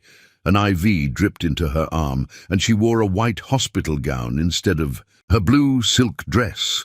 Her wedding rings were gone. Awake at last. She turned toward the voice. A man sat in the corner, elderly, distinguished, with silver hair and cold grey eyes. He wore an impeccable suit and held a cup of tea, as if this were a social call. "Victor Strand," she whispered. "Indeed. Welcome to my private facility, Mrs. Wood. Or should I say, Ms. Morris? Your marriage is, after all, invalidated by your husband's breach of contract." "Where's Brandon?" "Safe, for now." Strand rose, approaching her bed. "He's watching, of course. Cameras in every room. He'll see everything that happens to you here. You're sick. I'm a businessman. Your husband signed a contract. He broke it." Strand's smile was reptilian. "Now I collect what's owed. A kiss on the palm? That's your definition of breach? Any intimate contact." The terms were quite clear. He set down his tea, studying her. With scientific detachment.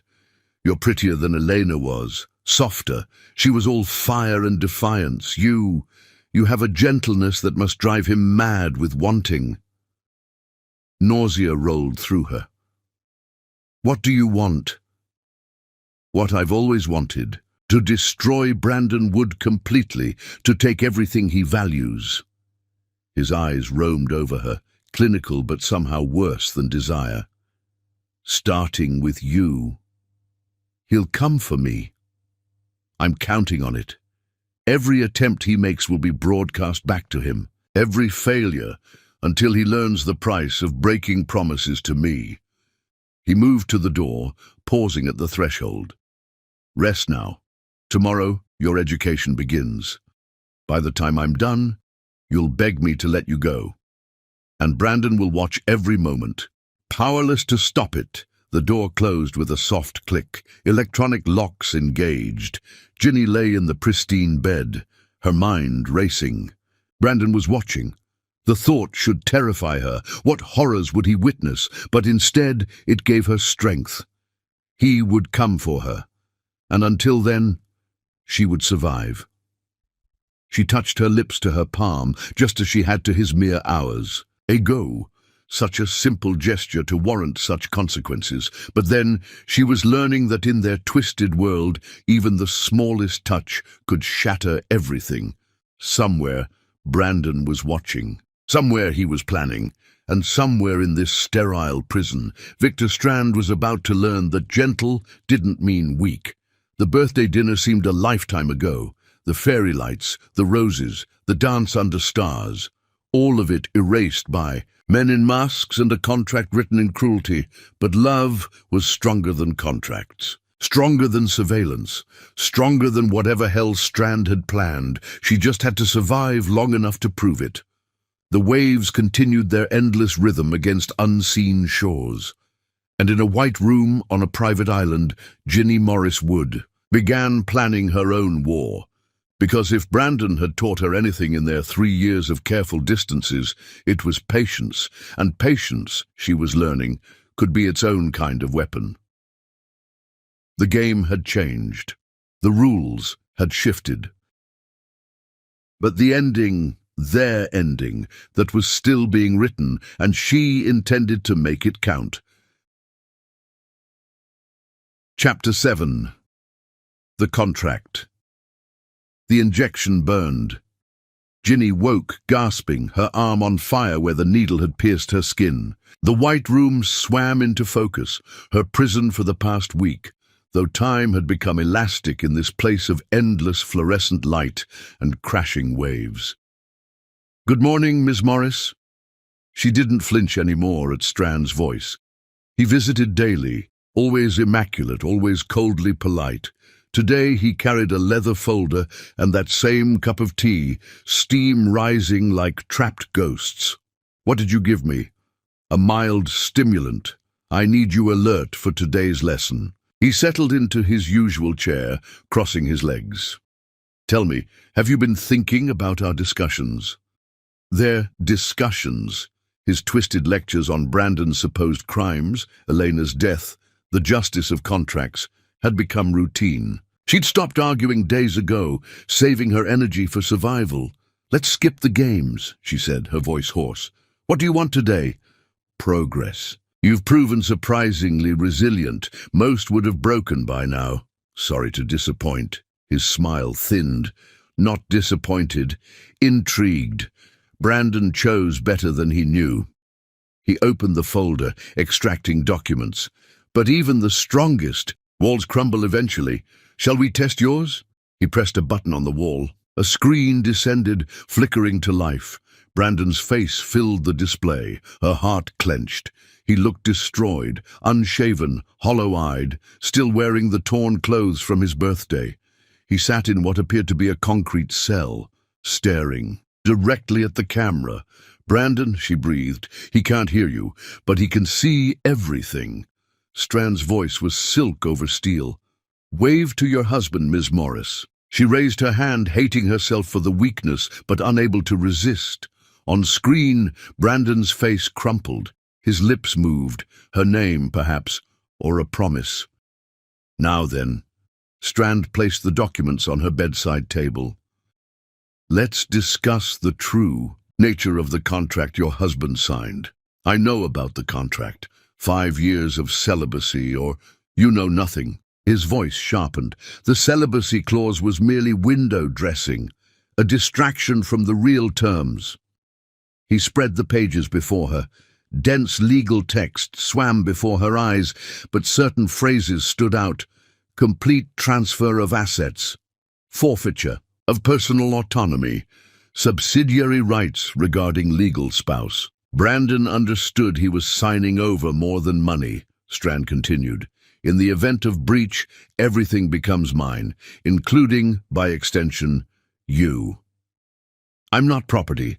According to this contract, in the event of breach, you very much are. Your husband's assets include all personal relationships and their incumbent rights." His finger traced the relevant passage. "Legally binding in 12 countries, including several with flexible interpretations of personal freedom."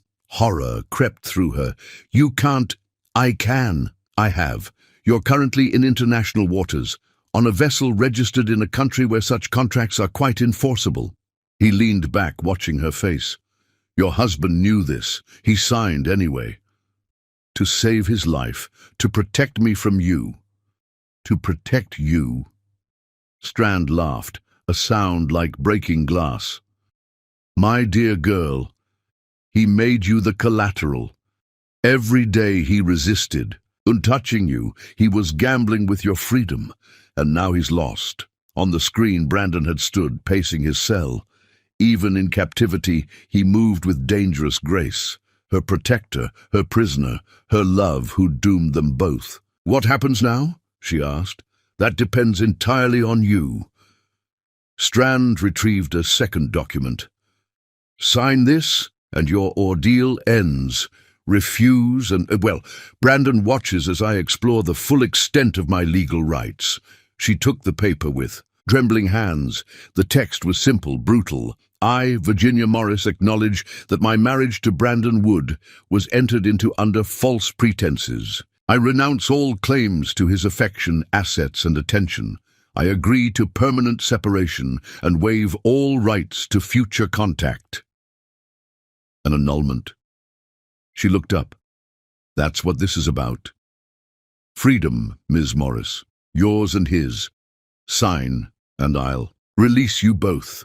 Refuse to acknowledge the marriage was a sham, and I'll be forced to prove it through other means." The threat hung heavy in the sterile air. She thought of Brandon in his cell, watching, What would he want her to do? Sign away their marriage to save herself, or resist and face whatever horrors Strand had planned? You said Brandon knew the real contract terms, she said slowly. If that's true, why did he marry me? Why risk this? Something flickered in Strand's eyes. Surprise. Respect? An excellent question. Shall we ask him? He pressed another button. The screen split, showing both Brandon's cell and her hospital room. For the first time, they could see each other. Ginny. Brandon's voice cracked through speakers, raw with emotion. Brandon, touching reunion, Strand interrupted. Mr. Wood, your wife has a question. Why did you marry her knowing what the contract truly meant, knowing that any breach would make her mine? Brandon's face twisted with anguish. He pressed his palms against the camera as if he could reach through the screen to touch her. Because I couldn't stay away, he said. Because one dance at that charity gala and I was lost. Because I thought I could control it, keep the distance, have her in my life without truly having her. And, Strand prompted, and I was a fool, a selfish fool who trapped the woman I love in my nightmare. Tears ran down Ginny's face. I chose this. I chose you. You chose a lie, Strand corrected. He never told you the truth, never warned you what you were truly signing up for. Because I was a coward, Brandon said. Because I thought if you knew, you'd run. And I'd rather have you at arm's length than not at all. Selfish, Strand agreed. Cruel even. And now she pays the price. He held out an elegant pen to Ginny. Sign. Free yourself from his selfishness. Start clean. The pen felt heavy in her hand. Such a simple solution, a signature, and this nightmare would end. They'd be free apart, but safe. She looked at the screen, at Brandon's tortured face. 3 years of marriage, of careful distances and unspoken longing. 3 years of loving a man who'd gambled her freedom on his ability to resist her. No! The word surprised even her. She set down the pen, meeting Strand's gaze steadily. I won't sign. Brave. Stupid, but brave. Strand's mask of civility cracked slightly. You understand what this means? What I'm legally entitled to do? I understand you're a monster who destroyed Elena and now wants to destroy us. But I won't help you do it. Ginny, no! Brandon's voice was desperate. Sign it, please. Don't let pride... It's not pride. She addressed the camera, speaking directly to him. It's love. You made a terrible choice, yes. You bound us both in this nightmare. But I won't let him win by denying what we have. How touching. Strand stood, his calm restored. But also irrelevant. If you won't sign voluntarily... He pressed a final button. The door opened, admitting 2 guards and a woman in medical scrubs. Dr. Reeves specializes in persuasion, chemical, psychological, physical. Strand gathered his documents. I'll give you 24 hours to reconsider. After that, the good doctor begins her work, and Brandon watches every moment. The screen flickered, showing a close-up of Brandon's face. His eyes were wild, desperate. Strand, he roared. If you touch her, I'll kill you. Contract or no contract, I'll find a way. Empty threats from a caged man. Strand paused at the door. 24 hours, Miss Morris. Sign or discover just how creative Dr. Reeves can be. The door closed. The guards took positions outside. Dr. Reeves began preparing syringes, humming tunelessly. On the screen, Brandon had sunk to his knees, his control finally shattered. Ginny, please, sign it. I'm not worth this. We're not worth this. Yes, we are. She kept her voice steady, though tears streamed down her face. You kept your distance for 3 years to protect me. Let me be strong for you now. This isn't strength, it's suicide. He'll break you, maybe, but I won't break us. I won't give him that victory. Dr. Reeves approached with the first syringe. This won't hurt.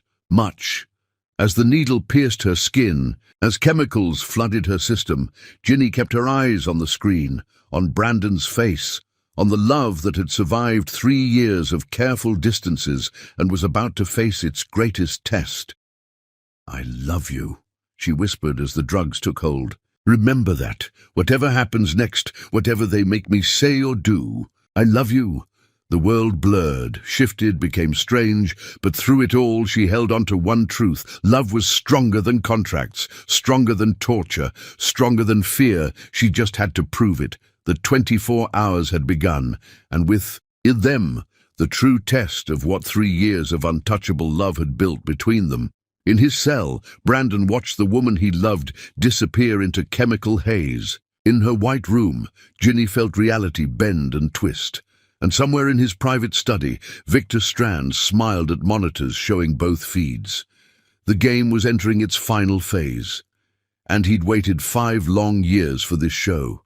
The contracts were signed, the players positioned. Let the real performance begin. Chapter 8. The Trap. The Ritz-Carlton ballroom glittered with New York's elite, a sea of designer gowns and practiced smiles. Ginny stood beside Brandon at the entrance, her arm linked through his, playing her part in their desperate gambit. 6 weeks had passed since Strand's Island. 6 weeks since Brandon had somehow orchestrated their escape, the details still fuzzy in her mind, lost in the haze of drugs and trauma. She remembered helicopters, gunfire, Brandon's arms around her as they fled across moonlit water. Then hospitals, debriefings, the slow return to a life that would never be the same. Now they stood at the threshold of their carefully planned trap, about to bait the spider from his web. "Ready?" Brandon murmured, his breath warm against her ear. She nodded, adjusting the stunning red dress that clung to her curves. Every detail had been calculated, the plunging neckline, the slit that revealed her leg with each step, the diamonds at her throat catching light like drops of fire. She was the bait, glittering and irresistible. "Remember," Brandon continued, his hand possessive on her waist, "Strand's watching. Every camera, every witness. We need to give him a show he can't resist." The past weeks had been an exercise in careful planning. In public, they'd maintained their distance, the perfect picture of a couple traumatized by their ordeal. But behind closed doors, they'd plotted Strand's downfall with the intensity of lovers planning an elopement. The torture had changed things between them. The chemicals, the mind games, Strand's attempts to break her will, all of it had stripped away pretense. She'd seen into Brandon's soul through those video feeds, witnessed his complete destruction at her suffering. And he'd seen her strength, her refusal to betray their love, even under duress. They were still bound by the contract's terms, still unable to consummate their marriage. But the emotional walls had crumbled entirely. "He's here," Brandon said softly, his body tensing beside her. Across the ballroom, Victor Strand held court near the orchestra, surrounded by admirers who had no idea they were chatting with a monster. He looked unchanged, silver-haired, distinguished, sipping champagne as if he hadn't orchestrated torture just weeks ago. "Showtime," Ginny whispered. They made their entrance, commanding the room's attention. Whispers trailed in their wake. The tragic couple, the kidnapping victims, subjects of endless tabloid speculation. Ginny played her role flawlessly, leaning into Brandon, their bodies telling a story of newfound intimacy. During the cocktail hour, she felt Strand's eyes tracking their every move. When Brandon's hand slipped lower on her back, when she turned, her face into his neck to whisper something that made him smile, all of it calculated to suggest a couple no longer holding back. "May I have this dance?" They'd reached the dance floor just as the orchestra began a slow waltz. Brandon pulled her into his arms, closer than propriety allowed, her body molded to his, and she saw several society matrons raise their eyebrows. "He's watching," she murmured against his collar. "Good. Let him see what he'll never have again." Brandon's hand splayed possessively across her back. "You're mine, Ginny. Contract or no contract."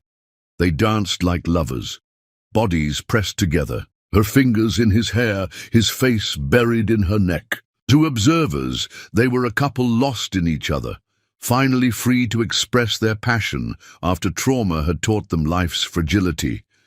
"Now," Brandon whispered. She tilted her face up, her lips a breath from his. The room seemed to hold its breath. Cameras flashed, and just before their mouths met, Brandon spun her away in a perfect dip, leaving the kiss unconsummated, but its promise clear. The music ended to scattered applause. As Brandon led her from the floor, she caught Strand's expression, hungry, furious, hooked. "Mr. and Mrs. Wood." Strand's voice cut through the crowd noise. He approached with predatory grace, his smile sharp as winter. "Victor." Brandon's arm tightened around Ginny's waist. "Surprised to see you here. I never miss the Children's Hospital benefit. Such a worthy cause." His grey eyes fixed on Ginny. "You look recovered, my dear. Island life must have agreed with you." "Recovery is a process," she replied, letting a tremor enter her voice. "Some wounds take time to heal." "Indeed, though you both seem to be healing quite dramatically." He gestured to their intimate posture. "One might almost think you've forgotten our agreement entirely. Your agreement was nullified when you kidnapped my wife." Brandon's voice was ice. "Kidnapped? Such an ugly word. I merely enforced contract terms, which, I note, remain in effect." Strand's smile widened. 3 more months, isn't it? Unless you'd care to test those terms tonight? I saw that almost kiss. Quite convincing. "There's nothing to test," Ginny said. "We know exactly where the lines are drawn." "Do you? How fascinating." Strand stepped closer, voice dropping. "Because from where I stand, you're playing with fire. And we all know how your husband handles heat, poorly, as Elena discovered." Brandon moved so fast that security stirred. He didn't touch Strand, but sudden violence hung in the air between them. "Careful," Strand purred. "Assault would violate several clauses. Though I suppose you're past caring about contracts now?" "Actually," Ginny interjected, her hand on Brandon's arm, "we care very much about contracts, don't we, darling?" She felt Brandon relax fractionally as he caught her meaning. This was the moment they'd rehearsed. "Yes," he said slowly. "In fact, we've been reviewing the terms extensively. Our lawyers have found some interesting interpretations." "Lawyers?" Strand's confidence flickered. "The best money can buy. They've raised questions about the validity of certain clauses. Apparently, contracts signed under duress can be challenged, especially when one party has a history of violence against the other's previous partners." The words hung between them like a loaded gun. Strand's mask slipped for just a moment, revealing something dangerous beneath. "You're bluffing." "Are we?" Ginny smiled sweetly. "Why don't we find out? Continue your harassment, and we'll see you in court. Very publicly. With all the evidence we've gathered over 5 years. Evidence you can't have, can't we?" Brandon's smile was predatory. 5 years is a long time, Victor. Long enough to track financial records, interview witnesses, compile a very comprehensive file on your activities. Elena's family has been particularly helpful. It was their biggest gamble, the suggestion that Catherine Vega had turned against Strand. In truth, she remained terrified, hidden, but the doubt in Strand's eyes was worth the risk. "This is a dangerous game you're playing," he said softly. "No game." Ginny pressed closer to Brandon, her body language screaming possession. "We're done being your puppets. Touch either of us again, and everything goes public. Your contracts, your methods, your interests, all of it." Around them, the gala continued, laughter, music, the clink of glasses. But in their small circle, war had been declared. "You have no idea who you're threatening," Strand said. "We know exactly who you are," Brandon replied. "The question is, does the rest of the world need to know too?" For a long moment, Strand studied. Them. Then his composure returned, smooth as silk. 3 months, he said. "The contract stands until then. After that," he shrugged elegantly, We'll see what your evidence is worth." He walked away, disappearing into the crowd. Ginny felt Brandon's body trembling against hers, rage or relief. She couldn't tell. "Did it work?" she whispered. "Hooks set. Now we wait for him to take the bait." They continued their performance for another hour, dancing too close, whispering, intimately, presenting the image of a couple barely restraining themselves. Every gesture was calculated to drive Strand mad, with the certainty they'd already broken the contract in private. When they finally left, Brandon's hand possessive on her lower back, Ginny felt eyes following them. Not just Strand's. His people were everywhere, watching, recording, waiting for proof of breach. In the limo, Brandon immediately activated the privacy screen and swept the interior for bugs. Only when he was satisfied did he allow himself to relax. "You were perfect," he said, pulling her against his side. "I had good motivation." She nestled into him, exhausted from the performance. "Do you think he bought it?" He's suspicious but hooked. The mention of Elena's family shook him. Brandon pressed a kiss to her temple, the safest show of affection they allowed themselves. "He'll investigate, discover our lawyers have indeed been asking questions. When he can't confirm or deny what evidence we have, he'll get desperate. And desperation makes him sloppy." "Exactly." They rode in silence for a while, the city lights streaming past. 3 months suddenly seemed both endless and insignificant. After everything they'd survived, what was another season of waiting? "Ginny?" That moment on the dance floor, when I almost kissed you." His voice was rough. Every instinct screamed at me to close that distance. "Contract be damned." She turned in his arms, studying his face. "I know. I felt it too." 3 more months. It had become their mantra, their prayer. Less now. We're already into month 4. He touched her face, tracing her features without quite making contact, their strange language of almost touches that had developed since the island. "When this is over," he said, "when Strand is destroyed and we're finally free, you'll worship." "Every inch of me," she finished, smiling. "So you've said." "No." His expression was intensely serious. "When this is over, I'm never letting you out of my sight again, never letting you go. We'll leave New York, disappear somewhere he can never, find us and spend the rest of our lives making up for lost time. Promise? I swear it." The limo pulled up to their building. As they entered the private elevator, both knew they were still being watched. The performance continued. Intimate looks, possessive touches that skirted the edge of contract violation. But upstairs, in their carefully swept penthouse, they finally dropped the act. Brandon poured drinks while Ginny kicked off her heels, suddenly exhausted. "Phase 1 complete," she said, accepting the whiskey gratefully. "Think he'll make a move soon?" "Within days. He can't resist a challenge to his control." Brandon sat beside her, close but not touching. "The investigation is already in motion.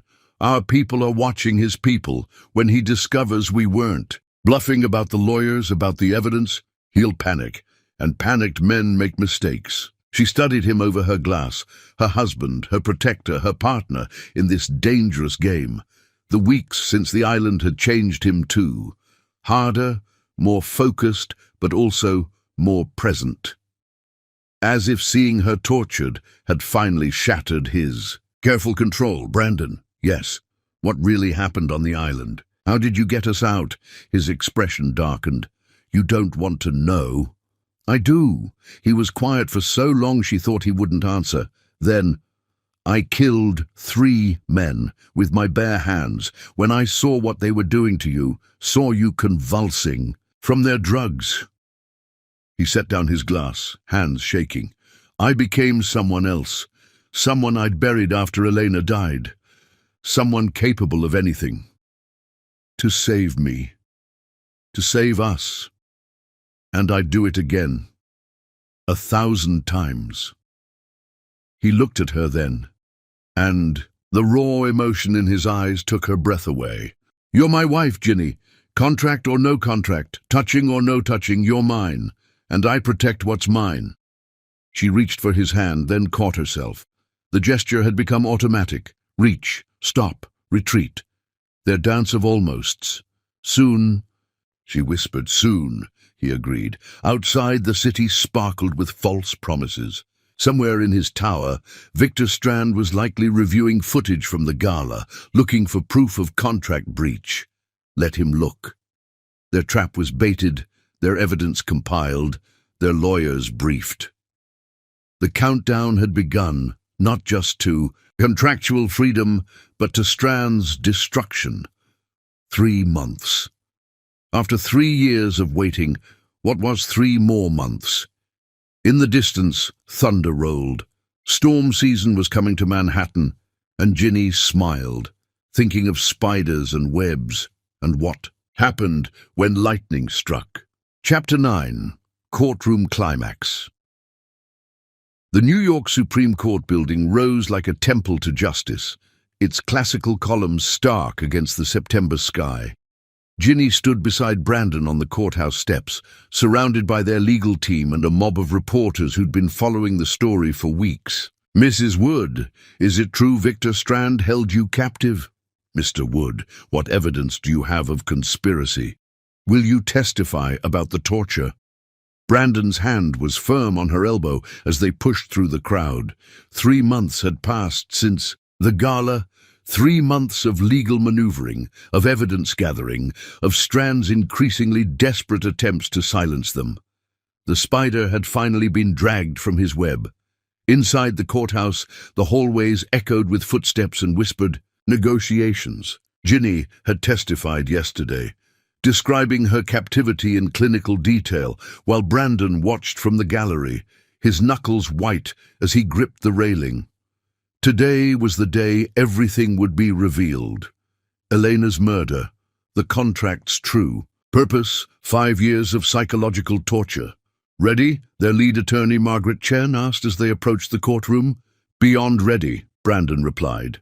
They entered to find the room already packed. Media, legal observers, curiosity seekers, all drawn to the scandal of the decade. And there at the defendant's table sat Victor Strand. He looked older, grayer, his usually impeccable appearance slightly frayed. The past months had taken their toll. His empire was crumbling, investors fleeing, allies abandoning ship, but his eyes still held that reptilian coldness as they tracked Ginny across the room. "All rise," the Honorable Judge Martinez presiding. The session began with procedural matters, but tension crackled through the air. This was the day Brandon would testify, would finally reveal the full truth about Elena's death and the contract that had imprisoned their marriage. The prosecution calls Brandon Wood to the stand. Ginny watched her husband walk to the witness box with measured steps. He looked devastating in his charcoal suit, every inch the powerful businessman. But she saw the tension in his shoulders, the carefully controlled rage in his movements. After the swearing-in, Prosecutor Davies began his questioning. "Mr. Wood, please describe your relationship with the defendant." Brandon's voice was steady, controlled. "Victor Strand was my business rival. We competed for several major contracts in the early 2010s. The competition was intense, and this competition led to your engagement to Elena Vega. Indirectly, Elena's family owned patents Strand wanted. When she and I became involved, he saw it as a threat to his acquisition plans. Tell us about the night Miss Vega died." The courtroom fell silent. Brandon's jaw tightened, but his voice remained clear. October 15th, 2019. Elena had been receiving threats, anonymous at first, then more specific. "I hired security, but she felt suffocated. That night she insisted on driving to her family's estate alone. She said she needed space to think." "About what?" "About us, about the threats, about—" Brandon paused, his eyes finding Ginny's in the gallery. "About whether being with me was worth the danger." "What happened next?" "Her car went off the cliff road at Thornwood Curve. The official report cited brake failure, but I knew—" His voice cracked slightly. I knew it was murder. How? Did you know? Because Strand visited me the next day. While I was still in shock, still planning her funeral, he came to my home with a contract. Davies lifted a document. This contract? Exhibit 47A? Yes. Please explain its terms to the court. Brandon took a breath. On the surface, it appeared to be a business agreement. Strand would cease certain hostile takeover attempts, restore my company's market value, and guarantee the safety of any future romantic partners. In exchange, I agreed to 5 years of celibacy, no physical intimacy with any woman. Murmurs rippled through the gallery. Judge Martinez banged his gavel for silence. But that wasn't the real purpose, was it? Davies prompted. No, the real purpose was control, psychological torture. The contract contained hidden clauses. If I violated the celibacy requirement, everything I owned would transfer to Strand, including... He paused, his eyes finding Ginny again. Including rights. To my spouse. You signed this contract knowing these terms. I signed it believing I was protecting future partners from Elena's fate. I didn't understand the full implications until later. When did you realize the contract's true nature? When I met my wife. Brandon's voice softened. I tried to stay away from Ginny, knowing the danger, but I couldn't. I thought I could have her in my life without physical intimacy. I thought I could protect her by maintaining the contract's requirements. And did you maintain those requirements? Yes. For 3 years, despite being desperately in love with my wife, I never once broke the contract's terms. Until... Objection. Strand's lawyer, Reeves, stood. Relevance goes to motive, Your Honor, Davies responded. The defendant's actions were predicated on the belief that the contract had been violated. Overruled. Continue, Mr. Wood. Brandon straightened. On my birthday this year, April 15th, my wife kissed my palm during a private dinner. Strand's surveillance captured this and declared it a breach of contract. A kiss on the palm. He interpreted any intimate contact as violation. His men invaded our home, kidnapped my wife, and held her at a private medical facility where she was subjected to psychological and chemical torture. The word hung heavy in the air. Torture. Several jury members shifted uncomfortably. Mr. Wood, Davies continued, new evidence has come to light regarding Elena Vega's death. Can you tell us about that? This was it, the revelation they'd been building toward. Brandon's hands gripped the witness box. 6 weeks ago, we received a package from Elena Vega's sister, Catherine. She'd been terrified into silence for years, but recent events convinced her to come forward. What was in the package? Elena's diary and correspondence between her and Victor Strand. Gasps echoed through the courtroom. At the defendant's table, Strand had gone rigid. What did these documents reveal? Brandon's voice was ice. Elena was pregnant when she died. The father wasn't me, it was Victor Strand. They'd been having an affair for months. When she tried to end it, when she chose me instead, he threatened to destroy us both unless she terminated the pregnancy and left. Me! Objection, hearsay.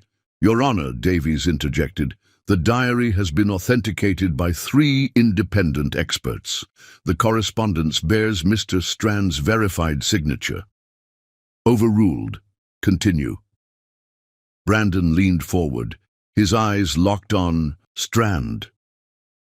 The night Elena died, she was driving to confront him, to tell him she was keeping the baby and marrying me regardless of his threats. She never made it. These are lies, Strand erupted, shooting to his feet. Fabrications. That diary is fake.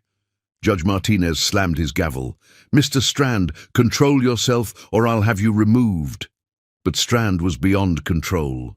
His careful mask had finally shattered, revealing the monster beneath. She was mine, he snarled at Brandon. "Elena was always mine. You stole her, turned her against me. She was carrying my child and you—" He lunged across the courtroom. Chaos erupted. Security moved to intercept, but Strand was faster than his age suggested. He cleared the bar, hands reaching for Brandon's throat. Brandon didn't move from the witness box. As Strand charged, he simply stepped aside, using the man's momentum against him. Strand crashed into the witness stand, sprawling across the floor, but he came up with something in his hand, a letter opener snatched from the court clerk's desk. Before security could reach him, he spun toward the gallery, toward Ginny. "If I can't have everything," he hissed, "I'll take what matters most." Time slowed. Ginny saw the blade flashing, saw Strand's crazed eyes fixed on her. She heard Brandon roar her name, saw him leap from the witness box, but Brandon was too far away. Strand was already there. The weapon raised, Ginny didn't think. 3 months of self-defense training took over. As Strand lunged, she sidestepped, caught his wrist, and used his weight against him. The letter opener clattered across the floor as Strand hit the ground hard. Security swarmed him then, pinning him down. He fought like a wild animal, screaming threats and obscenities. "You're all dead, all of you. I own judges, politicians, police. Commissioners, you can't touch me. I'll destroy everyone you love." Brandon was at Ginny's side instantly, pulling her against him as chaos reigned around them. For the first time in 3 years, he held her without reservation, without fear of contracts or consequences. "Are you hurt? Ginny, are you—" "I'm fine." She was shaking but whole. "I'm fine." Judge Martinez was hammering his gavel, calling for order. Security dragged a still screaming Strand from the courtroom. Gradually, shocked silence fell. "Given the defendant's outburst and confession," the judge said grimly, "I'm ruling all contracts between Mr. Strand and Mr. Wood null and void, effective immediately. Furthermore, I'm recommending additional charges of attempted murder, conspiracy, and fraud. Court is adjourned pending formal charging." The gavel fell one final time. It was over. In the stunned silence that followed, Ginny became aware of 2 things. First, that Brandon was still holding her, his arms tight around her as if he'd never let go, and second, that nothing now stood between them. No contract, no surveillance, no carefully maintained distance. "Brandon," she whispered. He pulled back just enough to see her face. His eyes were wild, desperate, blazing with 3 years of suppressed desire. "We're free," he said hoarsely. "Ginny, we're finally—" She kissed him, there in the middle of the courtroom, surrounded by press and lawyers and shocked observers. She claimed the kiss they'd been denied for 3 long years. His response was immediate, overwhelming. His hands tangled in her hair, his mouth desperate against hers. 3 years of careful control shattered in an instant, leaving only raw need, pure love. Cameras flashed. People cheered. Someone, probably their attorney, suggested they might want privacy. They broke apart, breathing hard, foreheads pressed together. "Home," Brandon said roughly. "Now." They barely made it to the car before his mouth was on hers again. The driver raised the privacy partition without being asked, as Brandon pulled Ginny into his lap, his hands finally allowed to touch, to explore, to claim. 3 years, he murmured against her throat. 3 years of dying every time I couldn't touch you. "Never again," she gasped, arching against him. "Never again will anything keep us apart." The drive home blurred into desperate kisses, whispered promises, hands exploring through clothing. When they reached their building, Brandon swept her into the elevator. The moment their penthouse door closed, 3 years of pent-up desire exploded. Clothes were torn away, furniture knocked aside. They barely made it to the bedroom, too desperate to care about propriety or patience. When Brandon finally made love to his wife, truly, completely, without fear or contracts or consequences, the intensity of it shattered them both. 3 years of careful distance dissolved into skin against skin, hearts beating in unison, souls finally, truly united. Later, much later, they lay tangled in destroyed sheets, watching the sun set over Manhattan. Ginny traced patterns on Brandon's chest, marveling at the simple freedom of touch. "It's really over," she murmured. "Strand's going to prison, multiple life sentences if Davies has his way." Brandon's arms tightened around her. "He'll never hurt anyone again." "And us?" He tilted her face up, kissing her softly. "We have the rest of our lives to make up for lost time. Starting now." She smiled against his mouth. "I love you, Brandon Wood, contract or no contract, distance or no distance. I've loved you from that first dance." "And I love you," he replied. "My wife, my heart, my salvation. You saved me today, in more ways than one." As darkness fell over the city, they made love again, slower this time, savoring each touch, each kiss, each whispered endearment. 3 years of careful choreography replaced by the natural rhythm of lovers who'd waited too long to be together. In the morning, the headlines would scream about Strand's downfall, about the dramatic courtroom confrontation, about the kiss that sealed a love story 3 years in the making.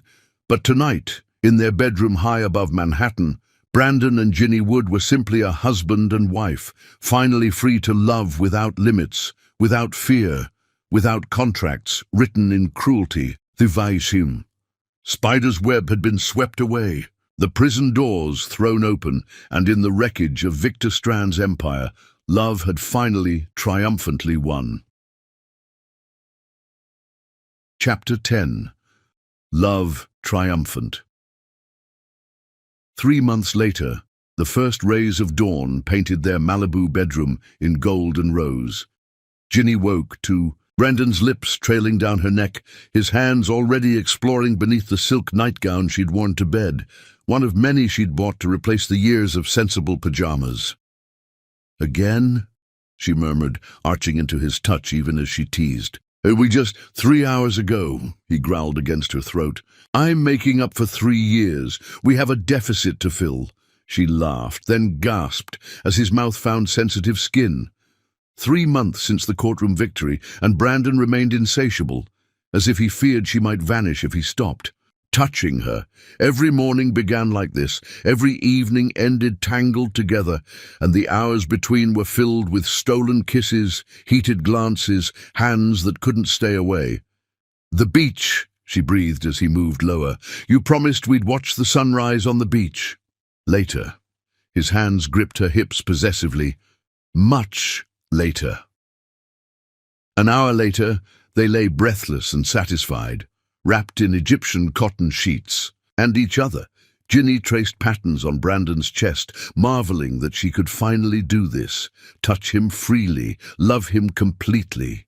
"I love you," she whispered, the words she'd held back for so many careful years, now spoken dozens of times. Each day, he caught her hand, pressing it to his heart. "And I worship you. My wife, my salvation, my everything." They'd fled New York exactly 1 week after the trial, needing distance from memories of surveillance and separation. The Malibu house had been an impulse buy, all glass and light, with bedrooms they immediately christened, and a kitchen where they cooked together between urgent embraces against the counter. "Breakfast," she suggested, though neither moved. "If we must." But his hands were already wandering again, hunger of a different kind in his eyes. The phone rang, shattering their bubble. Brandon cursed, reaching for it. Wood, his business voice, though his free hand never left her skin. A pause. "I see." "No, we won't be returning for that. Handle it." He hung up, tossing the phone aside. "Strand's lawyer. Something about appeals." "I don't care. He's really gone, really locked away. Multiple life sentences. He'll die in that cell." Brandon's eyes darkened. "He stole 3 years from us. He'll lose 30, 40, however many he has left." She kissed him softly. "No more talk of him. He's the past. This is our future. Our future. He rolled her beneath him, his gaze intense. Do you know what I thought about during those 3 years, besides ways to destroy Strand? Tell me. This. Waking up with you in my arms. Kissing you whenever I wanted. Making love to you in every room of whatever home we shared. His voice roughened. I used to stand outside your door at night, listening to you breathe, imagining what it would be like to slide into bed beside you, to pull you against me, to finally claim you as mine.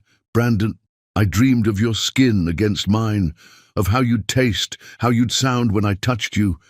3 years of torture, wanting you so badly I couldn't breathe. He kissed her deeply, desperately. Now I have you and I'm terrified I'll wake up and find it's just another dream. I'm real, she assured him, wrapping her legs around his waist. I'm here. I'm yours. Always. They made love again, slow and intense, eyes locked, souls bared. When release claimed them, they cried out together, not quietly as they might have during the careful years, but freely, loudly, celebrating their freedom to love without limits. Later, they walked the beach hand in hand, watching surfers catch morning waves. Ginny wore one of Brandon's shirts over her bikini, the ocean breeze lifting her hair. He couldn't stop touching her, her hand, her waist, tucking strands behind her ear. I've been thinking, she said, squeezing his fingers. Dangerous occupation. She hip-checked him playfully. About children. Now that we can actually... Well, he stopped walking, turning to face her. Children. You don't want them. Are you kidding? He cupped her face, thumbs stroking her cheeks. I want everything with you. Children, grandchildren, a house full of life and laughter and tiny versions of your smile. When? Now. Yesterday. The moment you're ready. He kissed her forehead, her nose, her lips. Though at the rate we're going, it might already be decided. She laughed, remembering their abandoned contraception, their reckless abandon. The doctor did say my body might be extra fertile after 3 years of waiting. Then let's get you pregnant. His eyes gleamed wickedly, immediately, repeatedly, enthusiastically. Here? On the beach? Why not? He was already backing her toward a secluded cove. I've fantasized about making love to you on a beach since St. Lucia, since you tempted me in that sundress, and I had to pretend I didn't want to devour you whole. Brandon. But she was laughing, running with him toward the hidden spot where rocks provided privacy. He caught her at the water's edge, spinning her around before laying her on the soft sand. The ocean lapped at their feet as he kissed her senseless, his hands reacquainting themselves with every curve. Someone might see, she gasped, even as she pulled his shirt off. Let them. Let the whole world know you're mine. He scattered kisses down her throat. My wife, my love, my obsession. They came together urgently, salt air and sunshine on their skin, waves providing rhythm to their passionate reunion. When they collapsed together afterward, sandy and satisfied, Ginny couldn't stop smiling. 3 years of careful distance, she mused, trailing fingers down his back. Now I can't keep you off me for 3 hours. Complaint? Observation. A wonderful, delicious observation. She kissed his shoulder. I love how you can't stop touching me, how you reach for me in your sleep, how you look at me like you're starving even right after we've... He silenced her with another kiss. I'll never get enough, never stop wanting you. 50 years from now, I'll still be chasing you around our beach house. Promise? Swear it. They rinsed off in the ocean, playful and passionate by turns. Back at the house, they showered together, another activity that inevitably led to steamy encounters against tile walls. By the time they managed breakfast, it was nearly noon.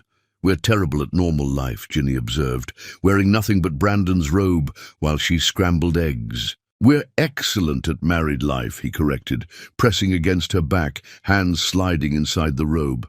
The kind of marriage we should have had from the start. Brandon, the eggs. Forget the eggs. He spun her around, lifting her onto The counter. I'm hungry for something else. The eggs burned. They ordered takeout instead, eating it in bed between lazy kisses and wandering hands. Outside, California sunshine beckoned, but they were content in their private paradise. I keep waiting for the novelty to wear off, Ginny confessed that evening as they watched the sunset from their deck. For us to settle into normal married routine. Never.